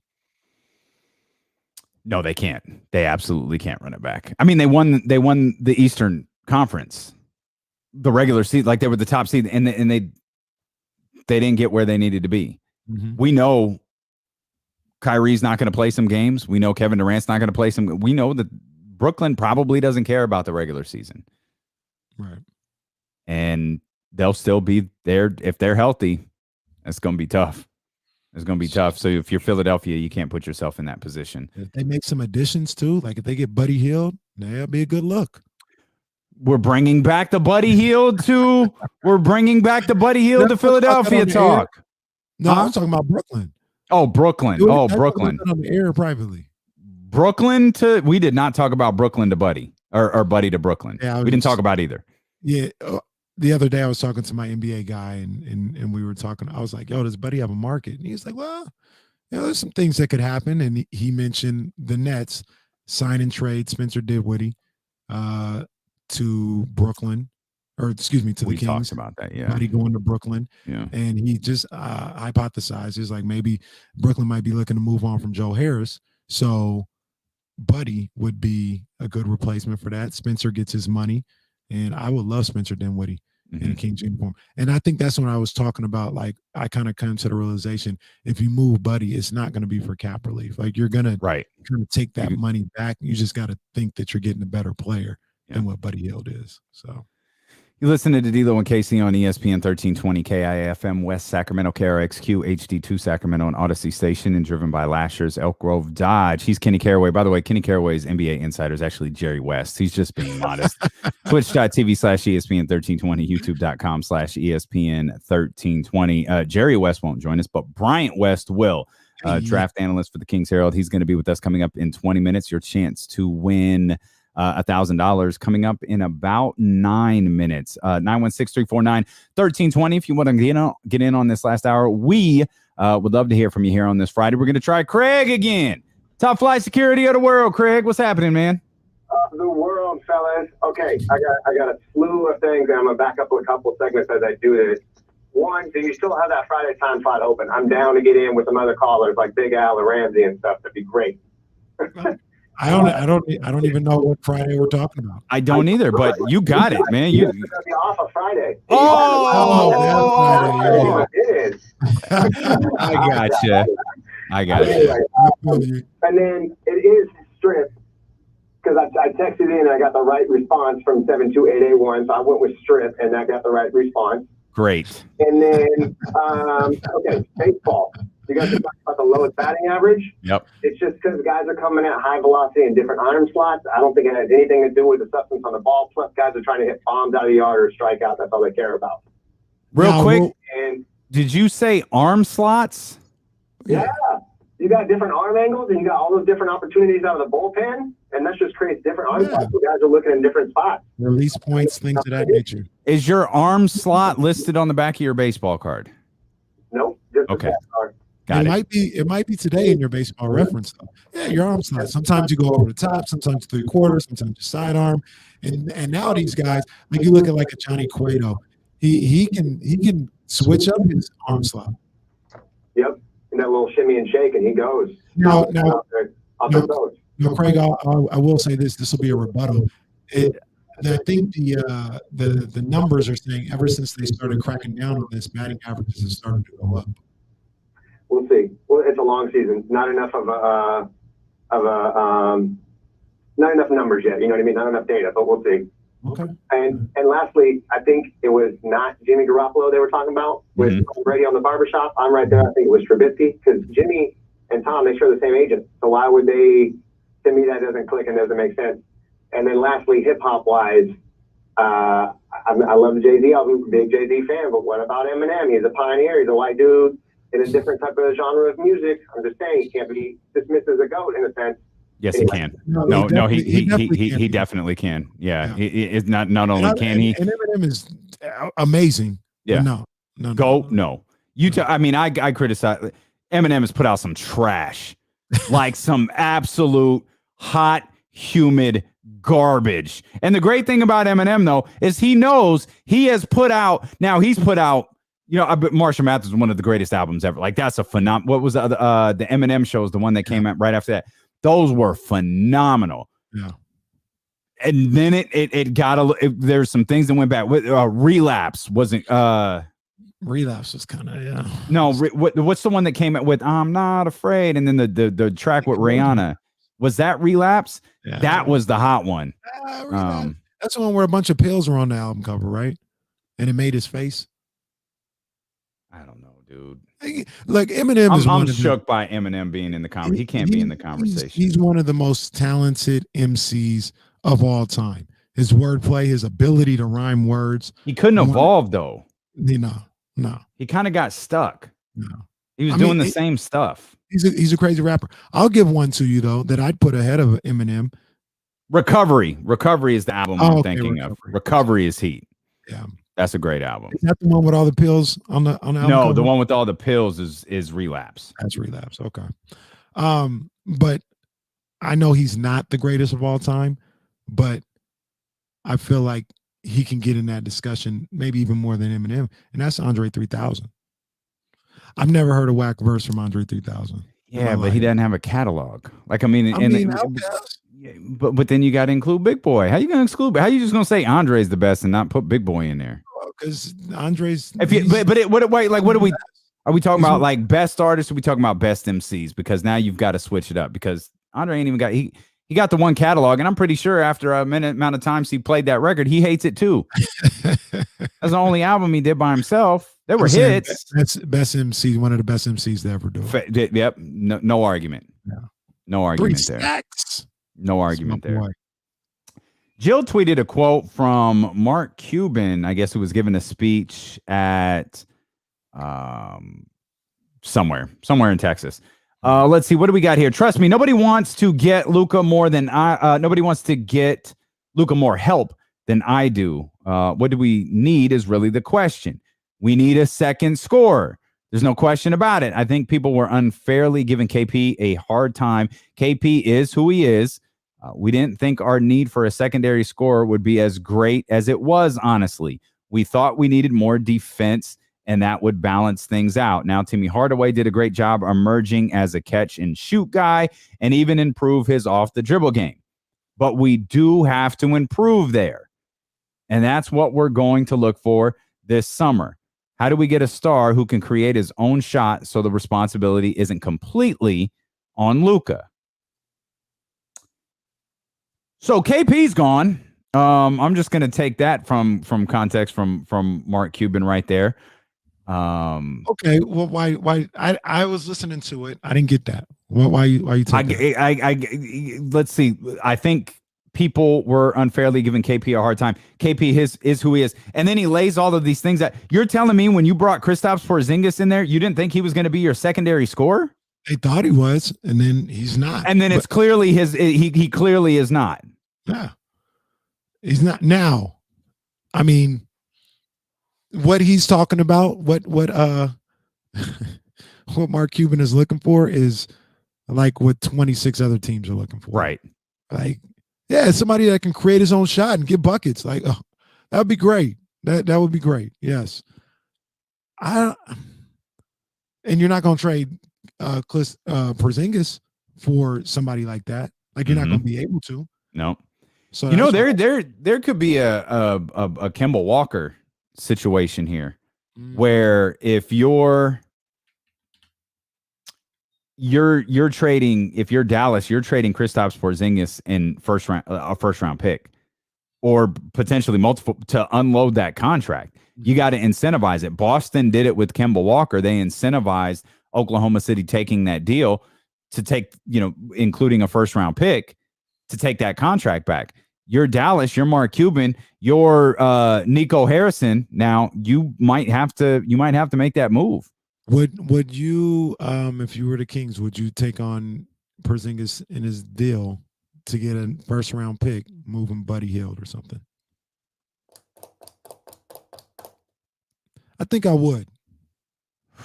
After everything that's kind of come out about Luke, and I kind of examined, like, would you want to play with this guy? This guy doesn't even really pass the ball to you. Yeah. I'm kind of feeling like I'd be willing to take a shot on Porzingis. But is injury a concern for you? Absolutely. Okay. Absolutely. That's his wart, is his injury history. Mm-hmm. Yeah, for sure. And as we've learned, everybody has warts, according to everybody. The Kings could be looking at when they got warts. Yeah. Okay. I mean, it's out there. I mean, what about he lists Timmy Hardaway as well in areas, hey, he did a good job, but we've got to get better here. Is that a guy maybe no longer getting re-signed? He might not be. They might not have the money. They ain't got no money. We got money. Oh. Here comes the money. Here we go. Money talk. Here comes the money. It's allegedly time for the Summer of Cash contest right now. Here's your chance to win $1,000 by texting the code word OCEAN to 72881. That's OCEAN, as in there's no way D-Lo could possibly screw up the word ocean. Text OCEAN to 72881. This is a multi-state contest. Message and data rates apply. And remember, do not, under any circumstances, text and drive. Don't do it. I don't know. They don't like the idea of Porzingis here in Sacramento. They don't like the idea of Ben Simmons either. Find me somebody that people who. Let's pose the question to you. This 3:00 hour is yours. We'll ask Bryant West here in a couple of minutes.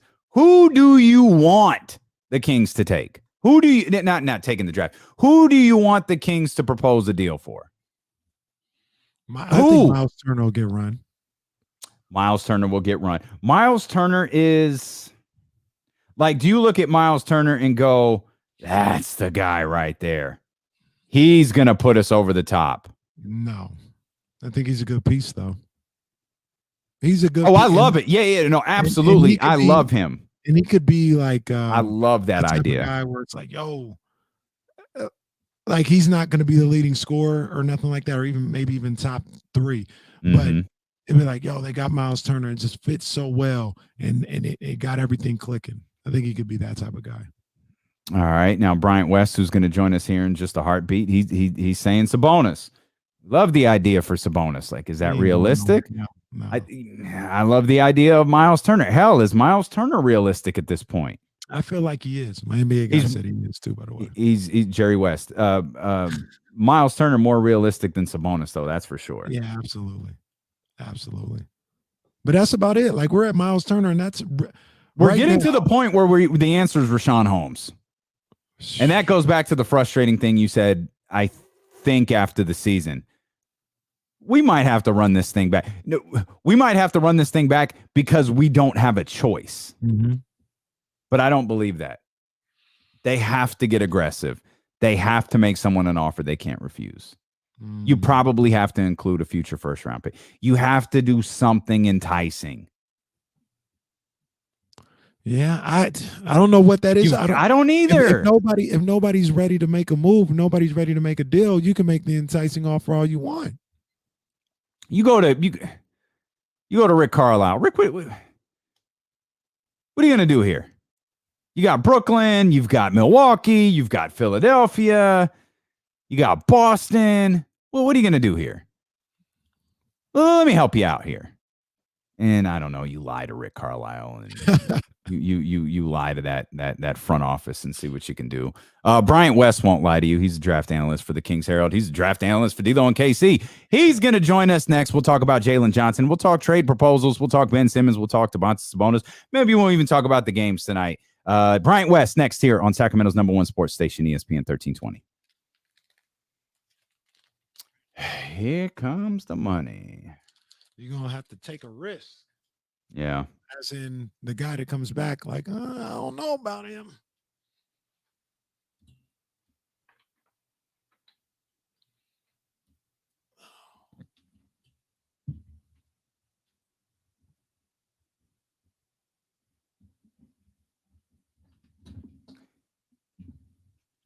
Let's bring our man in here.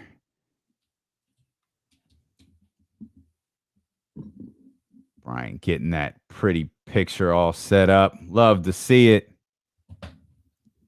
Love to see it. Get you, I think I got you potted up here. Bryant, can you give me a little check there? I can hear you. Can you hear me? Oh, we can hear you too. Yeah, no problems this time. Let's find my Bryant West nameplate here. Of course, it's not in there. What's going on, man? How are you? I'm good. Yeah? Busy.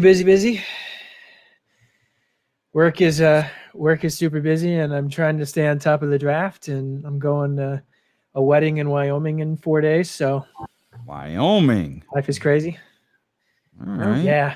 My cousin's getting married at some big estate in Wyoming, and gonna go get drunk with the least vaccinated state in the country. Oh, fun.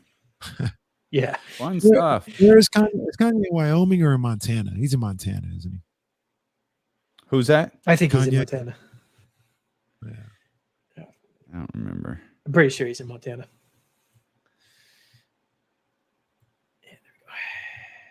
So Sabonis is your guy, huh?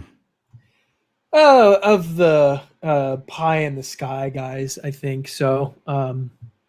Like you said, I don't know how realistic it is. But yeah.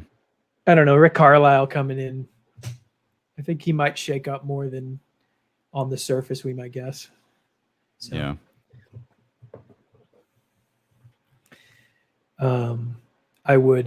My nightmare is Porzingis for sure. He's my full-on. Really? Nightmare. Yeah, for sure.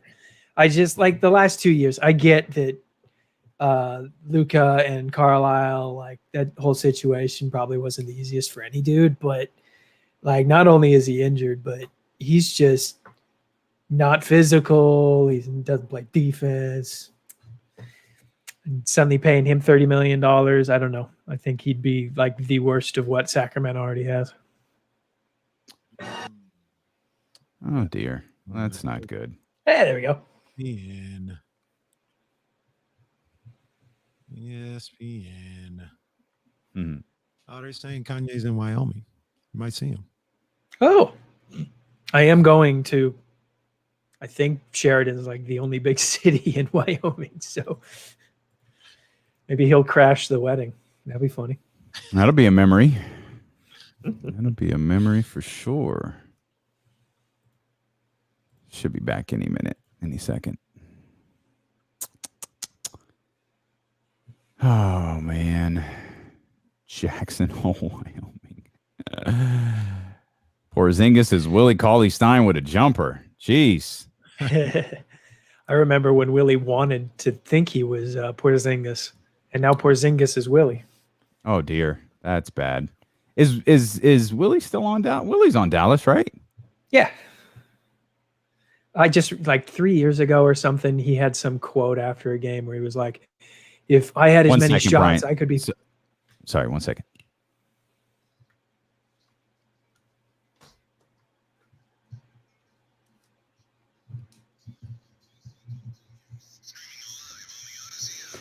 A good day indeed. We are thrilled that you are here with us on twitch.tv/ESPN1320, youtube.com/ESPN1320. We welcome those listening on 1320 AM and those listening on the Odyssey app. We welcome in our dear, close, longtime personal friend, the draft analyst for the Kings Herald and the unofficial draft analyst for D-Lo and KC, our man, Bryant West. Bryant, always a pleasure to have you, my friend.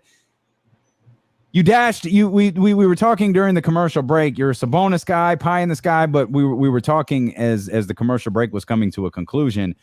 You have zero interest in Kristaps Porzingis.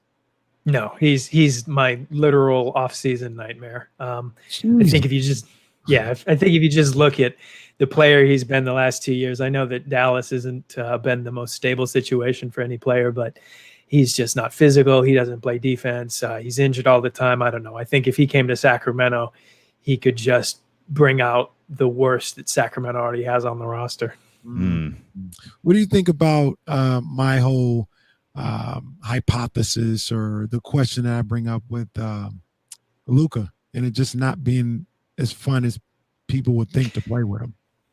You know, I definitely think that's a possibility over the last 2 years. You know, honestly, if there's one thing that I was all right with Rick Carlisle leaving Dallas, I think he's a great coach. And I think on a lot of teams, he's going to be a fantastic coach. Indiana did a good job snapping him up.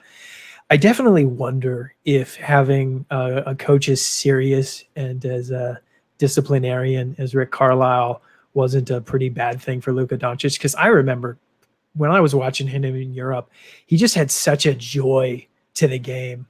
And now he just seems like a stressed out ball of rage every game. So I was kind of hoping they'd find some more player coach, somebody who helped Luka remember that joy of basketball. I don't think Jason Kidd's that dude. I don't like what Dallas is doing, but I definitely think Luka is showing himself not to be the easiest teammate. So the good thing, sorry, Casey, I was just going to say the good thing that what Dallas doing isn't our problem. But go ahead, Kenny. Like, go ahead, Stuck. It's okay. Yeah. But I was going to ask, Bryant, though, in the kind of proposed trade, I know you're down on Porzingis. You want nothing to do with them. But in the proposed trade that we just talked about, it was like the Kemba Walker deal. Buddy, you get Dallas's first rounder. You just take on Porzingis in his contract. It's just still just an absolute no. By all means, no Porzingis.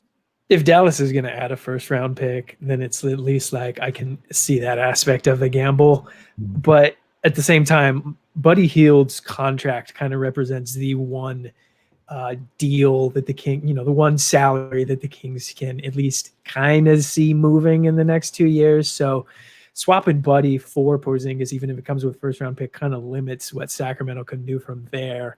And really puts the onus on Porzingis to be a guy. And I really don't think he is. So we need to move now, though. Like we need to move now. We need the playoffs now. Not 2 years. Yeah, I definitely see it.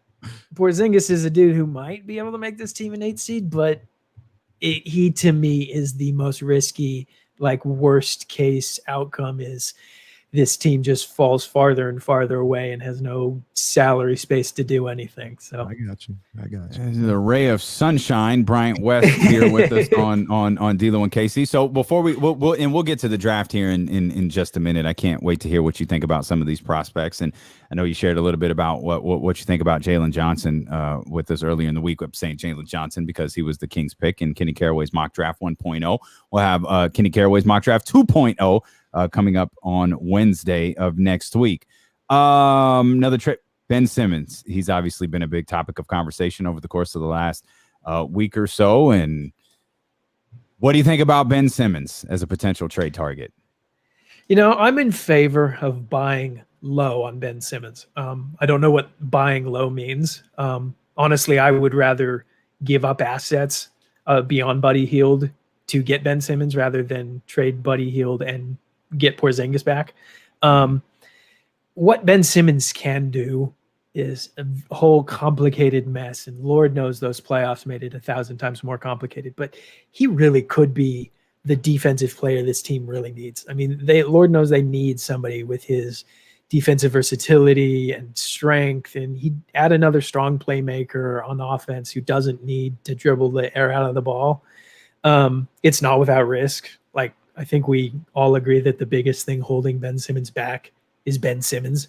And since when has Sacramento ever been the right situation for players trying to figure themselves out?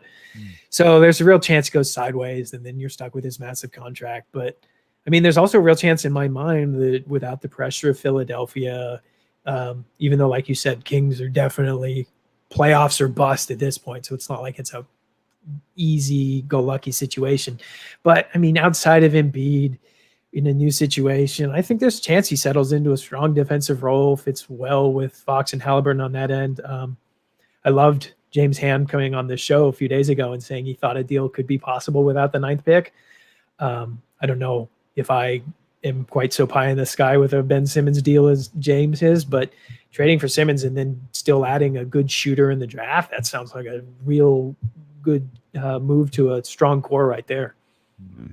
Are you in the same mindset of myself and Damian, where something has to happen this offseason? Yeah, something. And it's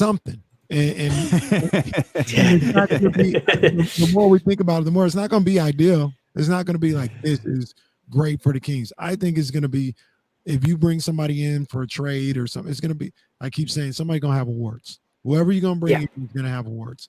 And you just got to figure out what awards you can deal with and what chances you can take. But you agree that somebody's got to come in here. Yeah, I completely agree with you.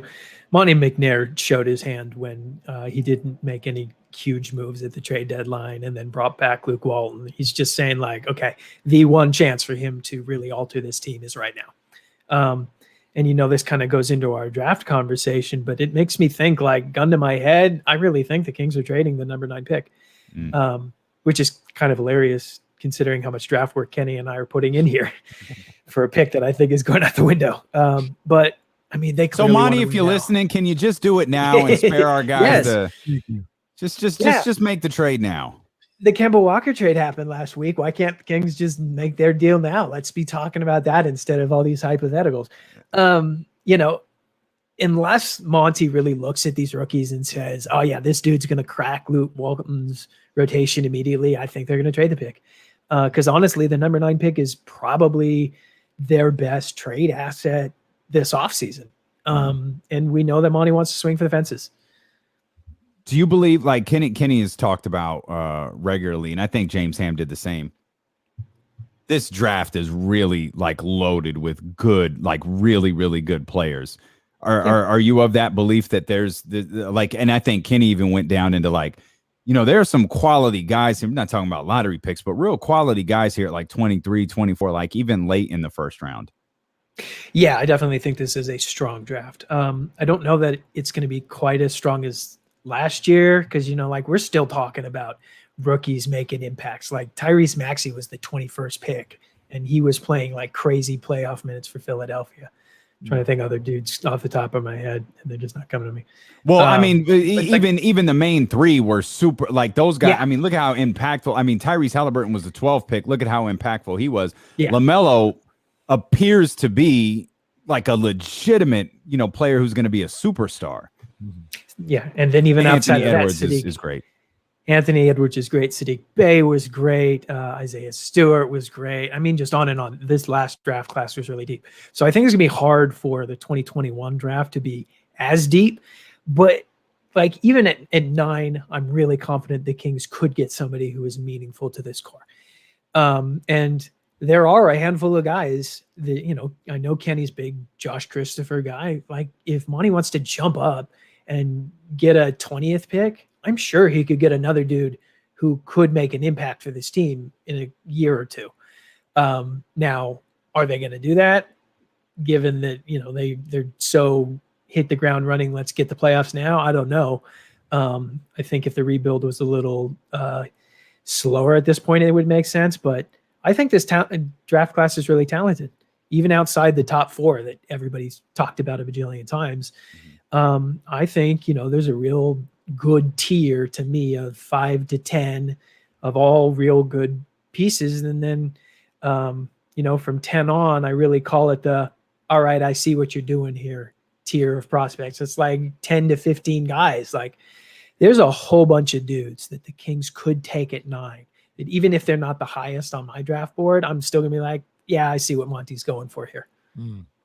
He's got to go pretty deep on the draft board to find somebody that's gonna piss me off.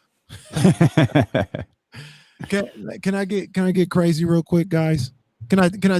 I love that you're asking for permission. That amuses me. And I just want to know if I can get a little crazy right now. And this is crazy. But I'm just throwing it out there. We're having an open discussion. Let's just see what happens. Let's brainstorm out loud. It's a safe space.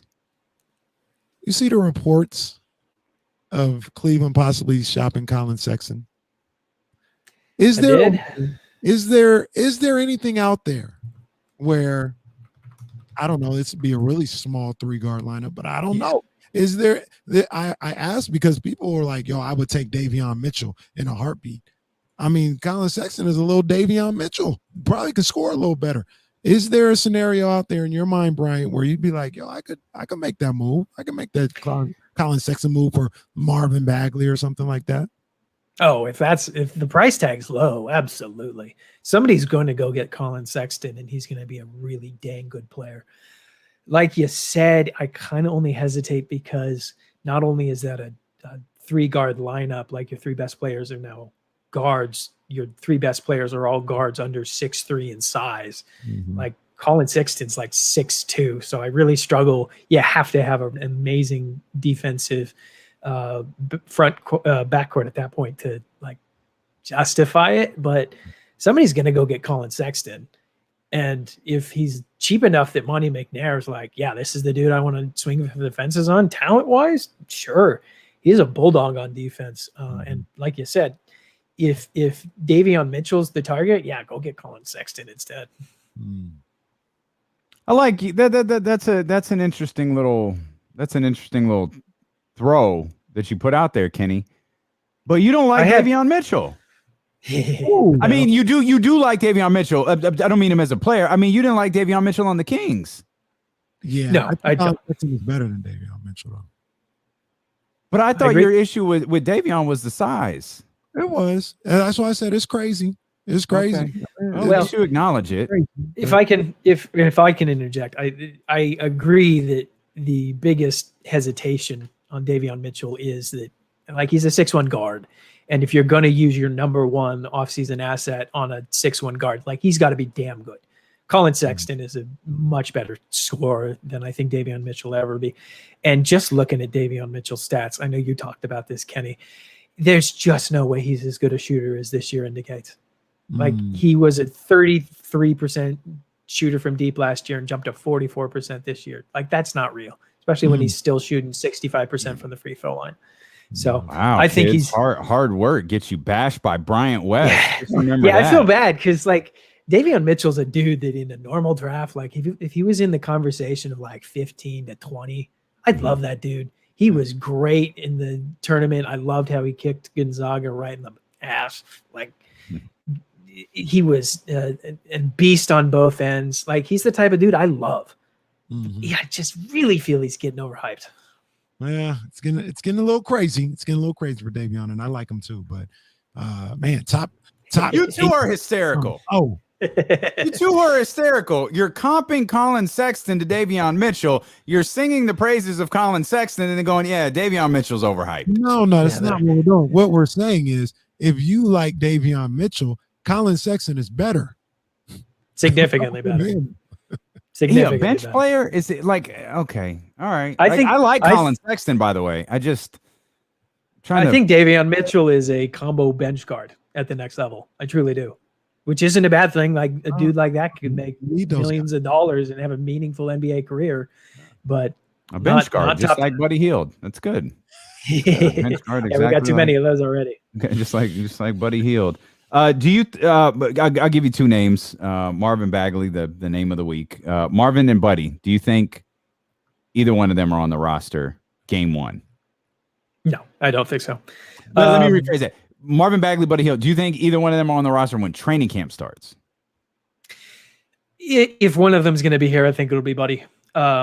Just because his contract will be harder to move. I really do think that there will be some teams that, even though Marvin Bagley's making $11.5 million next year, some teams going to be like, yeah, we can figure out what's going on here.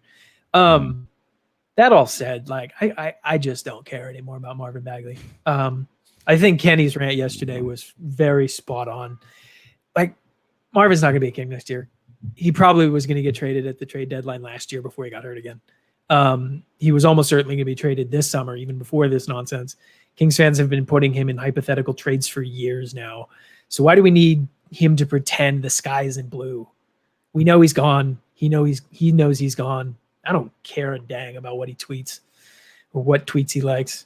I hope he goes somewhere with a real head coach and a developmental staff that makes him take a real honest look at what he is at the NBA level.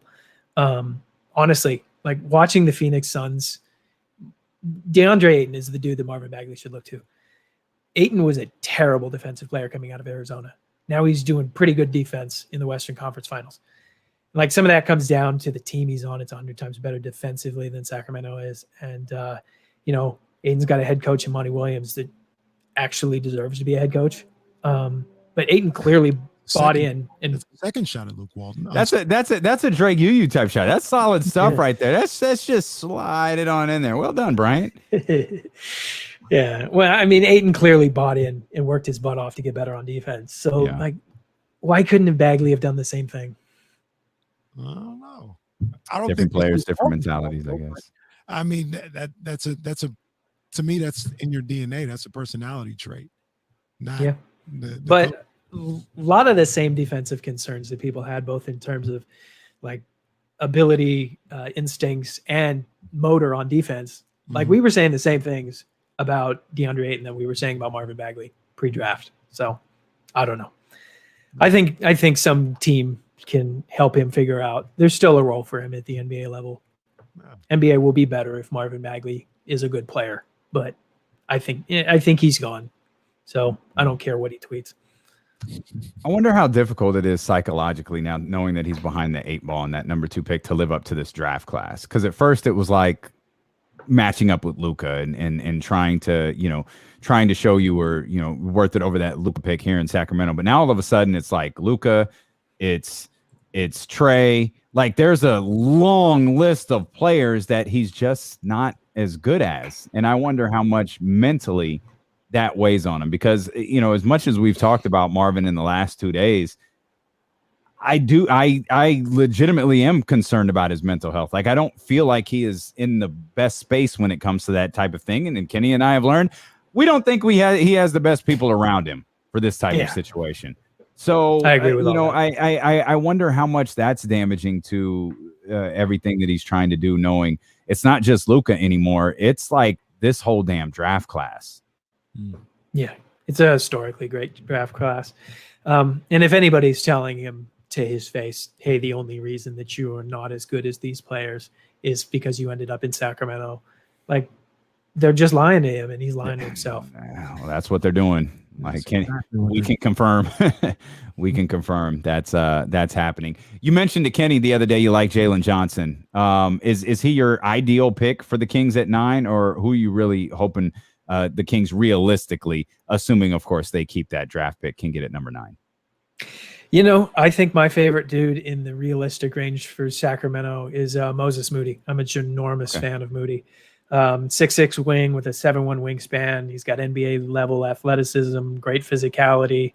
I think he's the best 3-and-D wing in the lottery range. Damn good catch and shoot guy, pretty good shooter off the dribble. He adds toughness and grit that the Kings really haven't drafted for in a while. His numbers dipped a bit in the NCAA tournament, which is the weakness I hear everybody talking about, because teams just started running doubles at him. Arkansas really didn't have another good scorer. But I don't think you're drafting Moody to be the focal point of your offense. I think you're drafting him to space the floor for Fox and Hallie, take advantage of overplays, and really help shore up the team's defense. And he got to the line like nearly 6 times a game in college and made 81% of them. I know Kenny loves that stat. Yes. On the plus side, he just turned 19, and I'm pretty confident that he'd be able to handle real minutes pretty quickly. He's both a high floor and a good ceiling player to me. If I were the Kings, I would really, because I think, I understand about trading that pick. I might wait till I'm on the clock, because if Moses Moody is available at 9, I agree. I'd hop on that. I would hop on that.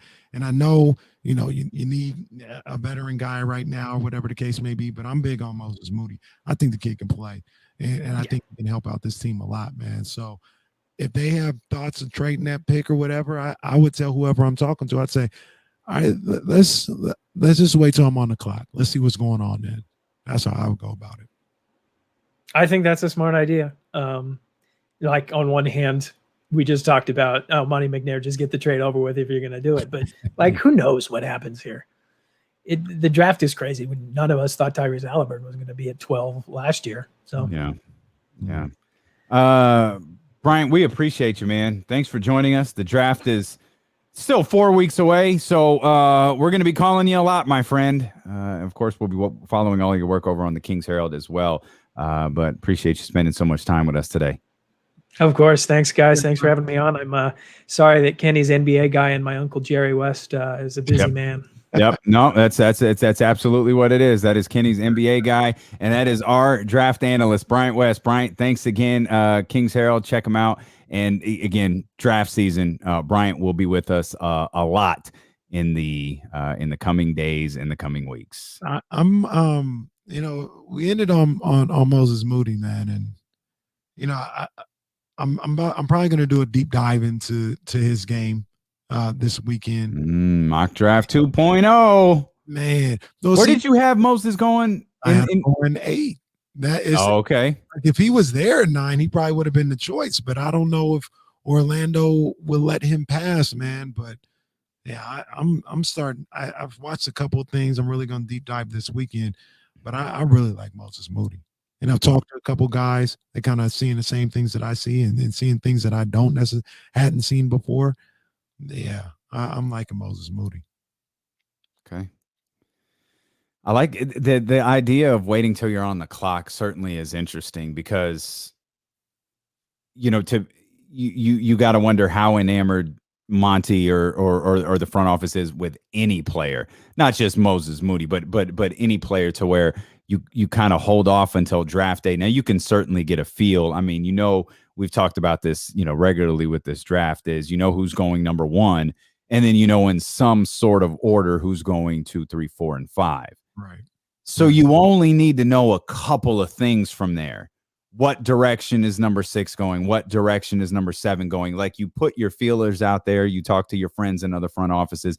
There are only a few pieces. Like, if there is a player that Monty really is enamored with in this draft, you don't have to do 8 picks worth of work. Mm-hmm. You really only have to do like 3. Right. To kind of figure out, put this together. Do we have a realistic shot at doing this? And that could work in Monty's advantage when it comes to the timing of course, if a trade is something that the front office is considering, it's something that could, help with the timing of it. All right. And I know we joke about, get it done now and everything like that, but and as impatient as I can be, like if you got a deal, like let's get it done. Like I want to move forward, but there's really no reason not to do it before draft night. Any trade, whether that's a Buddy Hield, Marvin Bagley, trading your pick or whatever the case may be, see what happens. I mean, I guess maybe draft stock can't even really go down. Like Marvin Bagley and Buddy Hield can't get hurt. It's not like the season. You know what I'm saying? Like right. People are going to think the same thing about them 4 weeks from now that they do today. So you might as well wait and see. Well, hey, what happens with the draft board, or something crazy? Somebody might draft ahead of you, wanting. If you looking at Moses Moody and somebody really wants Scottie Barnes, they may trade up and get up in the draft to get, because they really want Scottie Barnes, and that'll open a whole bunch of doors for you to get the guy that you really. So draft night's gonna be fun. I think draft night's gonna be fun. It's gonna be action packed. Let's knock on something before we declare Marvin can't get hurt. Like I don't want the brother to get hurt by any stretch of the imagination. But yeah, knock on the curtain behind you, knock on grandma's curtain and say, dear grandma's curtain, please take care of Marvin Bagley. Don't let anything happen to him while he's working out, I think, in Miami. Yeah. Don't let anything happen to Buddy. Don't let anything happen. Hell, Metu's working out here. We really got a place to call to get Metu on the phone. There's no reason we shouldn't be able to do that this offseason. We're talking to Metu next week. We're gonna make that happen. I mean, I'm not like advertising that. I'm just saying that's what we're going to reach out. We're going to attend. It's like, look, man, we're not asking for De'Aaron Fox on like we're asking for Chimezie Metu. That is literally our guy. They had, I think our girl Jill she put out she posted a picture that was on socials or some of, I think Tyrese and Terrence Davis at the facility today with Rico Hines. Yeah, there's a lot of guys who are working out here in Sacramento. There's quite a few. Metu's one of them. I think Woodard is here.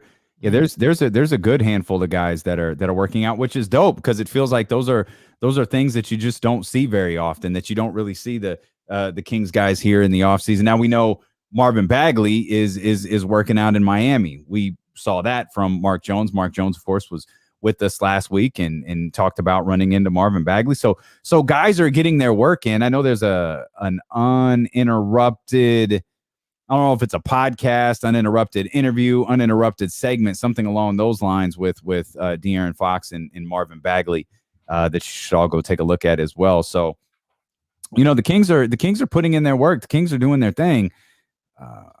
But it's like, what is this all going to amount to? Like, what is it going to amount to when we step on the floor? It's great to get that individual workout in. It's great to get that stuff up with Rico and Lindsey and the whole crew. And it's what you love to see.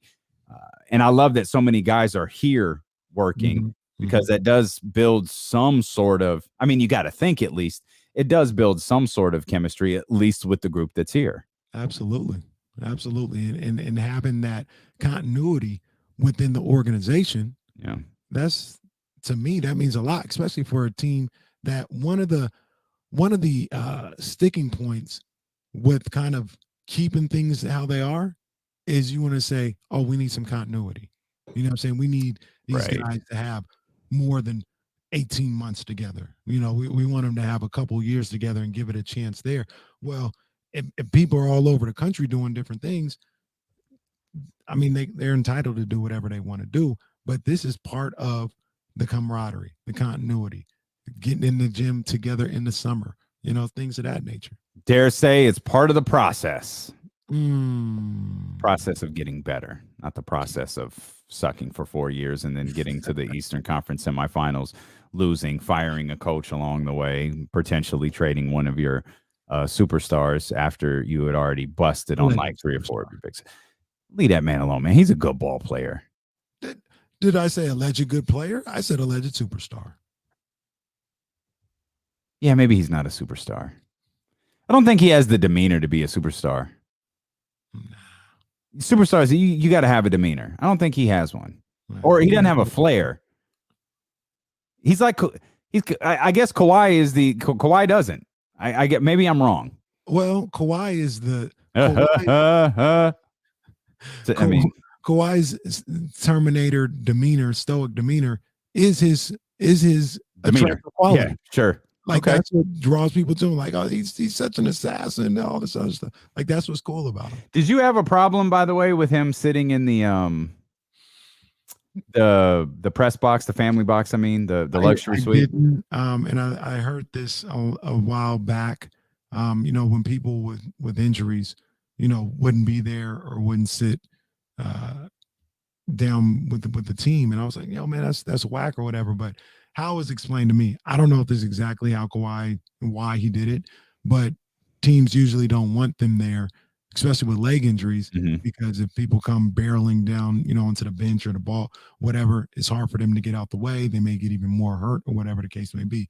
So when I see somebody like Kawhi who has a leg injury, not on the bench with the team, that's kind of what I think. That's where my mind goes. And I think Mark pointed that out last night because Jeff Van Gundy asked, why would he be in the luxury box? Like he's such a great coach, and everybody talks about his ability to make adjustments. Like why wouldn't he be down there with the team? And Mark was quick to point that out. Like it probably has to do with his injury. You don't want a player with a leg injury down there sitting on the bench like that. And right now, even though we don't get many updates on him, Kawhi Leonard's leg injury is pretty serious. Yeah, we don't know to what levels because it's top secret. But I'm guessing it'll be. I'll be curious how all of this is addressed when the season's over. Whether that's after the Western Conference Finals, whether that's after the NBA Finals, whenever the Los Angeles Clippers are done, I'm curious to find out exactly what's going on with Kawhi and how they're going to address it moving forward. Can I get some love from my man, Playoff P? What do you have? 27 and 15 last night. You can get some love for Paul George. Wow, he's never going to be Playoff P. No, that's not true. That's what more does he have to do right now? He nearly had a triple double. He had 6 turnovers. Relax, Well, wait a minute. He had. This is why I'm not giving him the Playoff P moniker. And let me be fair to Paul George. I hate Playoff P because he created it, and I think it's dumb. It's also a terrible nickname. Like you couldn't have come up with something better. Well, I kind of like Playoff P. Okay, then just be prepared for how easily interchangeable it is with other words like pandemic or some more unsavory words that we can't say here on the air. So just be prepared for stuff like that. But with Paul George yesterday, in defense of him, he had the 27 to 15 and 8. The game was really clunky to me. I couldn't. The game couldn't draw me in like games 1 and game 2 did. Maybe it was the crowd. Like I think you told me Stephen A was complaining about the crowd. They didn't show out. Like whatever. I don't care. What was happening on the floor never drew me in.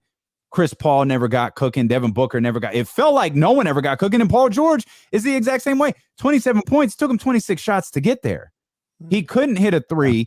I felt like he was peeling himself off the floor on a number of occasions. The ball was dribbling off his foot. It was going all over the place. I had mentioned the 6 turnovers. It was just a clunky game. So, again, in defense of Paul George, nobody had a good game. And the Clippers bench should be ashamed of themselves. They got to be better than that. Clippers bench absolutely has to be better than that. Yeah. They didn't in game 3, but I'm guessing in game 4, they're going to have to be better. In game 5, they're going to have to be better. If the goal is to hold the Larry O'Brien trophy, they're going to have to be better. And now that I utter that out loud, can I ask a quick question about our mans? Okay.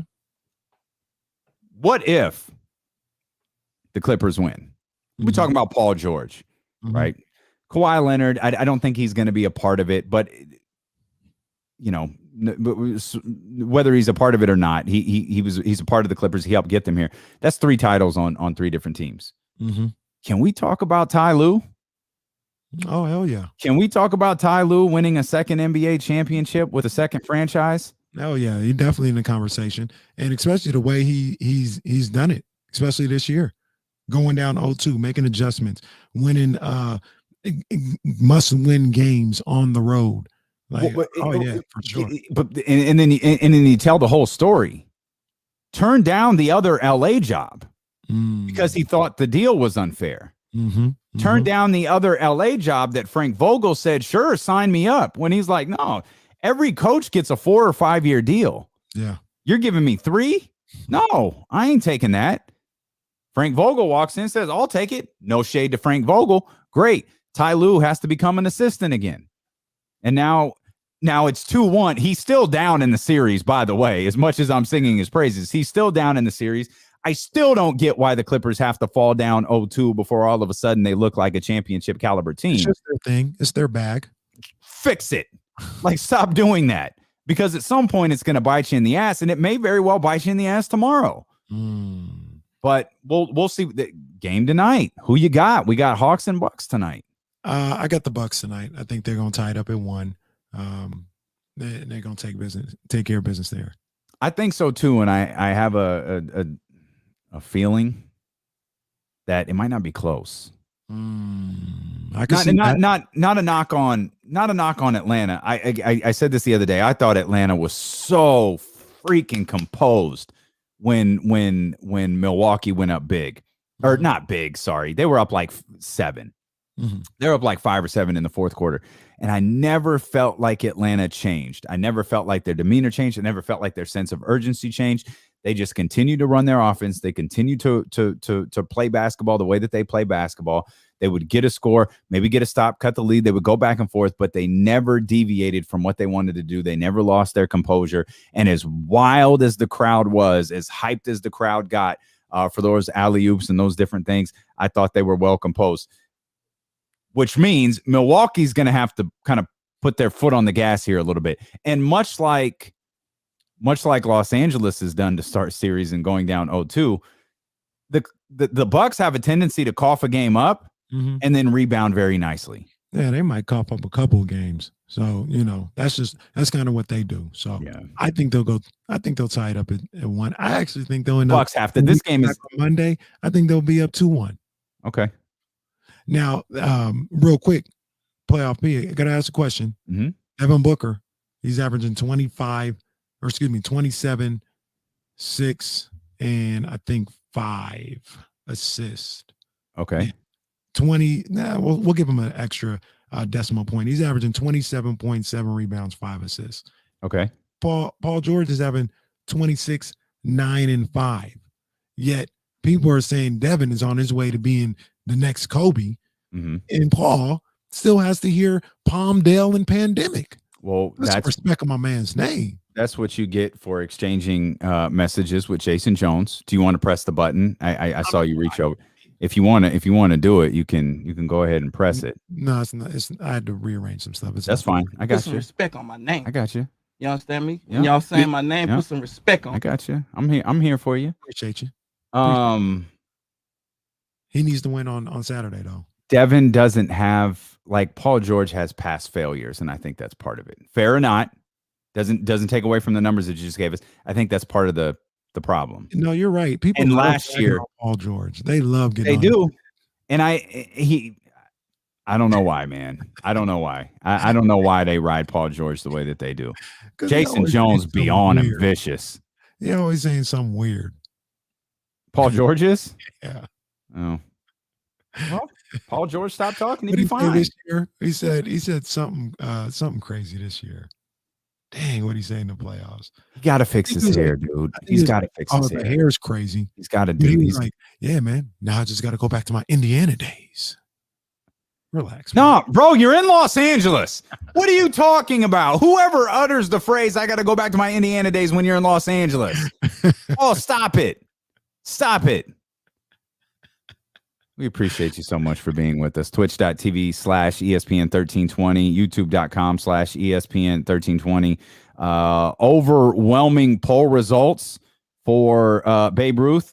An emphatic yes. Yeah. An emphatic yes. It's next week for Phil Jackson. Phil Jackson poll goes up next week. Have a wonderful weekend. Sip that McQueen and the Violet Fog gin. Pop that Luke Belair booze. Sip on that Bumbu rum. And we will see you Monday at noon here on Sacramento's #1 sports station, ESPN 1320. Holla. Oh, man. Name is Saran. Kenny said, did everything sound okay in the studio over there? I got Kenny cranking in my headphones. Yeah, I'm like hella loud now. Okay. Yeah, I hear like a hiss in my earphones. I haven't turned up all the way. Yeah, I don't know why that is.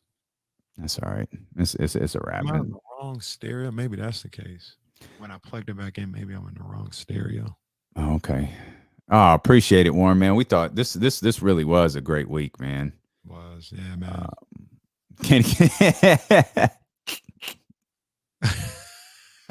For the first time, For the first time. Got to get that Boomerang soundtrack in. Got to listen to Reasonable Doubt. Got to watch an episode of The Office. You got to. I got a lot. I got a busy. You got to do whatever the Queen Bee tells you to do too. You're probably gonna have to paint the house this weekend. Well, I mean, she's gonna leave me alone on Saturday night because it's tank time. Should I leave? Time. 14th round here with Kenny Caraway. Should I leave? It's tank time, baby. Appreciate you, John. This was a fun week. Thank you. Yeah, man. You guys showed up and showed out for sure. Hey, you know what I saw like 15 minutes of last night that I don't know, dude. You be seeing the most random stuff in the evenings. I have no idea. Draft Day. You ever watch that movie? I've seen Draft Day. Yeah. How did you feel about like the 15 minutes that I saw? It seemed all right. Like I was like, oh, this ain't. It was. People were like, this is corny. It was okay. It was fine. It was so unrealistic, but it was fine. I think people forget Chadwick Boseman's in it, which is great. Yeah, I saw that. That's crazy. Yeah. I didn't. That's the one scene I saw. He called him and said, "Stop tweeting." Mm-hmm. That's what I saw. But I saw the part where he traded for the number 1 pick, and that was, yeah. That's it. There's more to it. It's not terrible. It's just like there's no way this happens. Like, what are we doing? What are we doing? So take Mac, no matter what. I don't know if I'll ever watch it, but I saw the owner was like, "Yeah, I'm about to go deliver the jersey to him." The owner was behind getting the Bo guy. I have a feeling they didn't draft Bo. I ain't gonna spoil it for you. You gotta go. I don't know if I'm ever gonna see it again. They didn't draft Bo. I could see where that was going. They didn't draft Bo. I could see Kevin Costner going with his gut, and he's not going to be a puppet. This is the guy he believes in, and he's going to go down with the ship with this guy, whoever it was. Was it Chadwick Boseman? Yeah. Okay. Yeah. None of his teammates came to his birthday party. The story is that he's not very well liked. His teammates don't respect him. Did Kevin Costner get fired because of it? No, because it gets super convoluted with like more trades and all of these different things. Like that's the part where it gets like, what are you guys doing? What are you doing? Because the owner, he goes, "Oh, Bo is going to be the son I never had." Yeah, right. And I feel like every football owner is now based off Jerry Jones, like because everybody knows that's how Jerry Jones behaves. Yeah, people forget it was Chadwick Boseman. What's that? I said, can we get a Jed York owner in there somewhere? No. Mark Davis. How about that? Oh, that would be obvious too. Get a little Mini Cooper in there. Don't mention, is Roddy still in here? Don't mention Mark Davis, boy. Roddy will go ham. He might get banned from YouTube with all the bad words. And Mark ain't going nowhere. Man. What you gonna do about that? Well, I think the owners love that he can be manipulated too. Oh, for sure. He can be manipulated. Appreciate you, Shy. Appreciate you. I'm only laughing because Shy always tweets in capitals. I know, it's great. Yeah. Yeah. It's funny. Yeah, they didn't have competition. It's funny, they didn't have competition. Now we don't. I mean, it's wild. It's wild. That's why we got to stay on a Jill says the draft day trade was the best trade in movie history. There wasn't a trade in Jerry Maguire. No, there wasn't a trade there. It was just the contract. Yeah. Show me the money. You complete me. Oh, you hear that? Jerry? Show me the money. Show it to me. Say it to me. Say it to me. Show me The money. No, not like that. You need to not need My to really hear it. I need to feel it. Still, my favorite line is, "Do you want a towel? I don't need a towel. I air dry." That was that the best Cuba Gooding Jr. performance? Yeah. I didn't think he was better than Trey. I think it's even better than Trey. Yeah, Trey was cool, but it seemed Trey came off as like a like this Broadway actor who was like Trey was like cool, and then Kane and O-Dog came around. It was like, oh, right. Okay. Exactly. There's a little more authenticity to what was going on here. Did you see? Go ahead. No, go ahead. Have you watched Snowfall yet? Have you seen any of Snowfall? I haven't. That's on my list too. I need someone to tell me, is Snowfall about, I don't want to help. If you don't understand this, I'll explain it. Is Snowfall about Freeway Rick Ross? I feel like I've heard that. Yeah.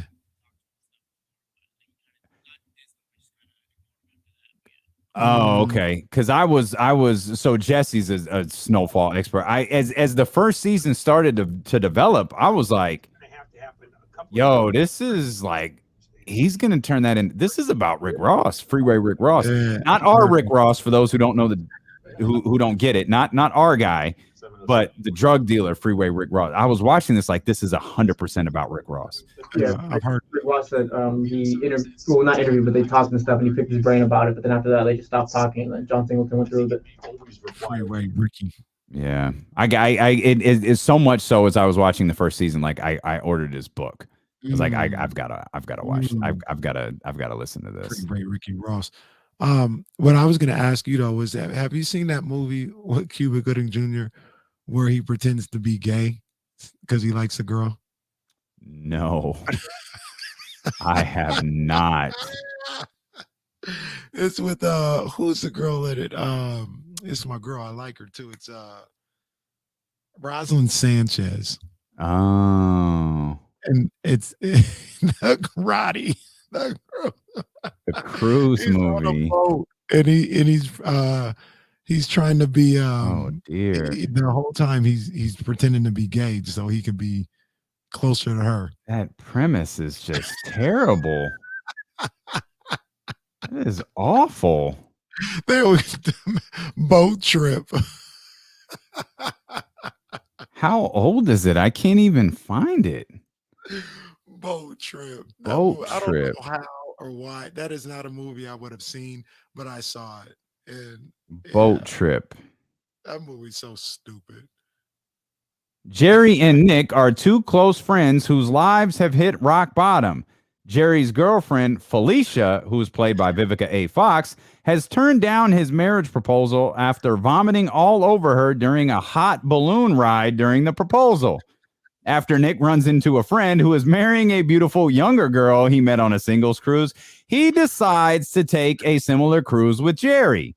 While on their way to a travel agency, they get into a verbal altercation with a gay man who works at the agency they plan to book the cruise through. The manager, played by Will Ferrell, attempts to patch things up by handling their booking personally. To Jerry and Nick, the situation appears to be handled well, and they leave, not expecting anything to go wrong. After they leave, it is revealed that the agent and manager, both men, are actually gay lovers, and they have been booked on a cruise for gay men. During their trip, they come to learn that gay men are less objectable than they first assumed. However, Jerry falls in love with the cruise's dance instructor, Gabriella, played by Rosalind Sanchez. And in order to win her over, he pretends to be gay so he can get closer to her. Meanwhile, Nick blossoms a romance with a bikini model named Inga.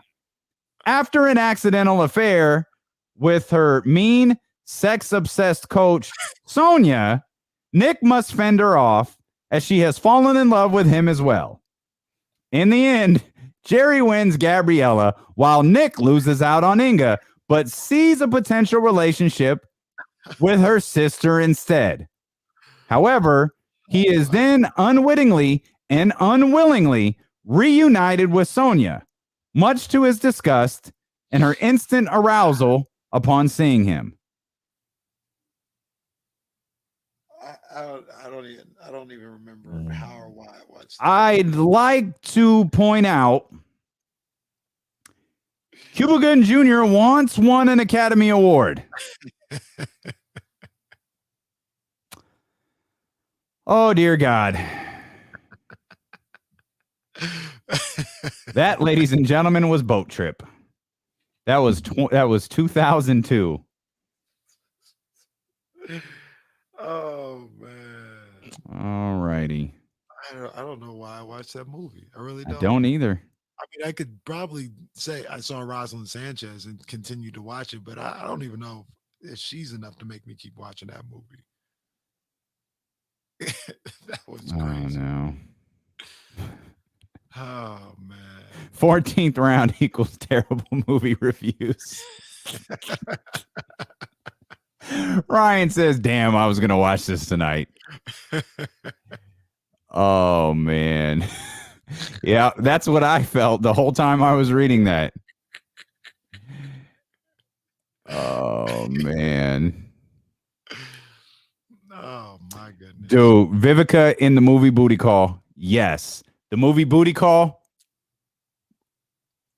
Jamie's nasty ass dookie braids. The like, oh, all bad. All bad. All right. Jesse. Sorry, Sonia. Sorry. Can't. You were one of the main characters here. Yeah. Probably. Ooh, Joanna Man. Joanna Man. If I had to guess, I'm guessing here it's going to be 2005. Joanna Man. The exact same year, 2002. Yeah. Also starring Vivica Fox. Oh, Vivica Fox was busy in 2002, boy. And Joanna, bro, what's going on now? What's Vivica? Going on? What was going on TV. in 2002? Where's Vivica's movie? Yeah, Vivica. What Vivica do in 2002? Let's see. Well, no, she wasn't busy. Those were the only two movies she did: Joanna Man and Boat Trip. What did she do after that? Is the question now. 2002, Ride or Die, Kill Bill, multiple Kill Bills. I'm looking for a movie. She started dating 50 Cent, I think, around that time. Oh. She did a movie called Blonde and Dangerous. Ouch. Shark City. Oh.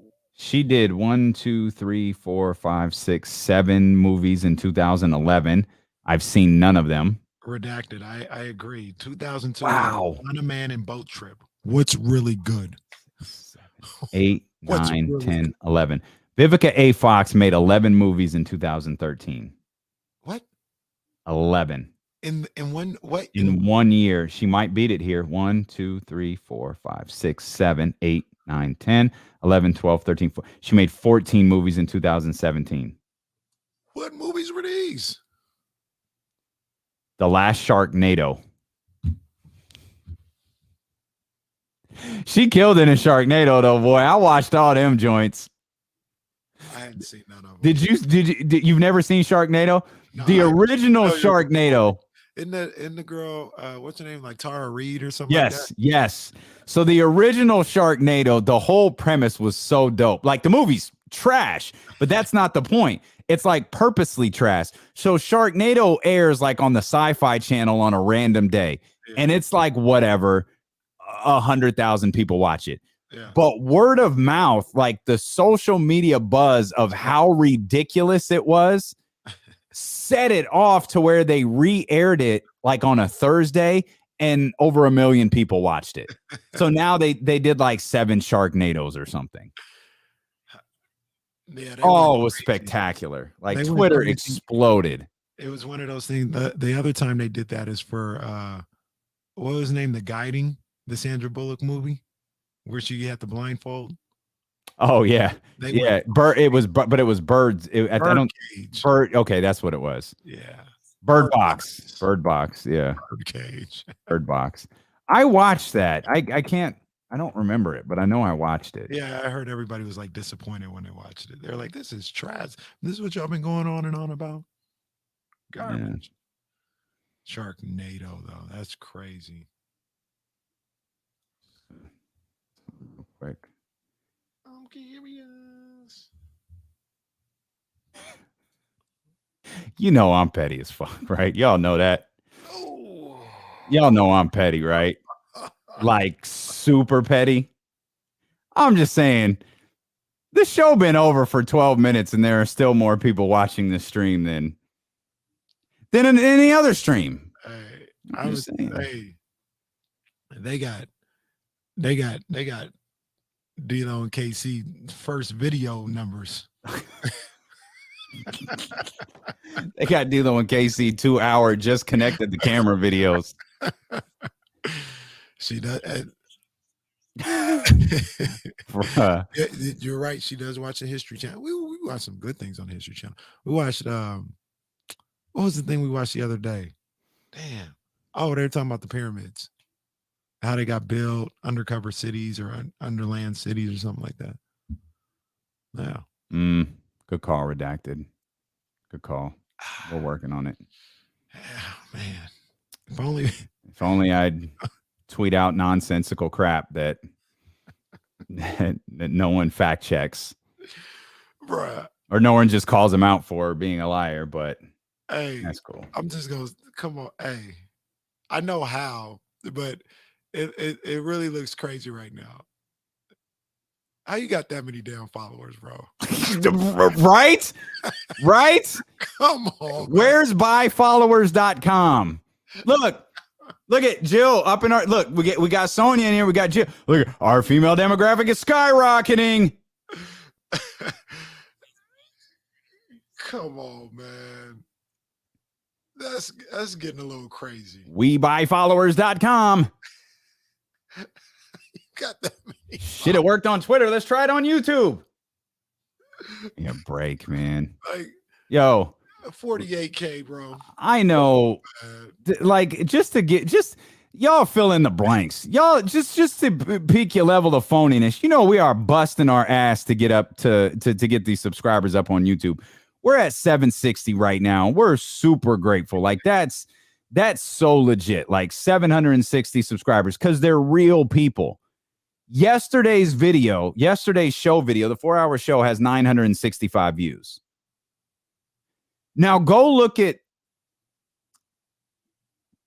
other places that have allegedly 2,500 followers and look at those video views. Hey, look, man, I'm gonna just say it, man. I'm gonna just say it. How you got 48,000 followers and the Kings TV analyst only got 17,000? Because the Kings TV analysts don't buy them. I got a two for one followers. Like at the barbershop, y'all need some followers. Y'all. Hey, man, and this is, look, you get it how you live, man. I'm just saying, come on, man. That dude just don't like you look around. I mean, let me look at another name because this was one that I always kind of chuckled about. This is one that really I paid attention to. Oh, well, okay, it's changed, so I'm not going to use that example. that name has changed drastically over the last year. Oh man. Yeah. And that's what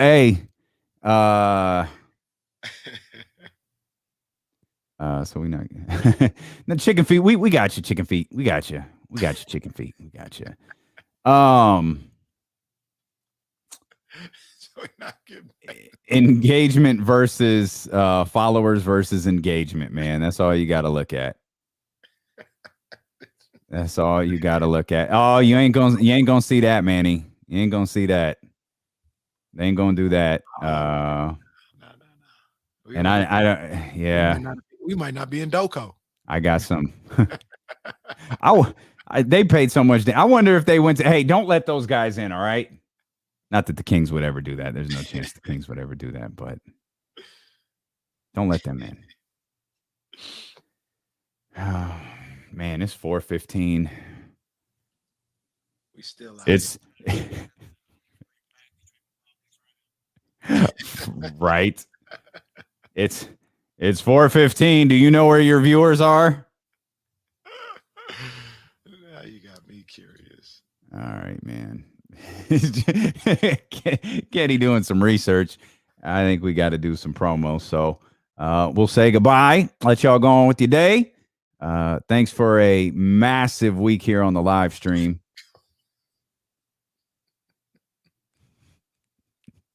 Did you see something amusing? Is it still 10? No, it's Oh, that's not what you're looking at? No. It's gone up. It's gone up. Oh, it's gone up. Oh, it's 13. It's 13. Who in here talking? Oh, man, them ain't our people. Yeah, them ain't our people. All right, man. Why we got to be such assholes, man? It's Friday, dude. But I only know how to be me. I don't know, man. I guess I am kind of there's just a realization. I am kind of a jerk. I just don't let stuff go. And I'm competitive. Like I worry, like our goal is us. Yeah. That don't mean I don't want to destroy some folks along the way.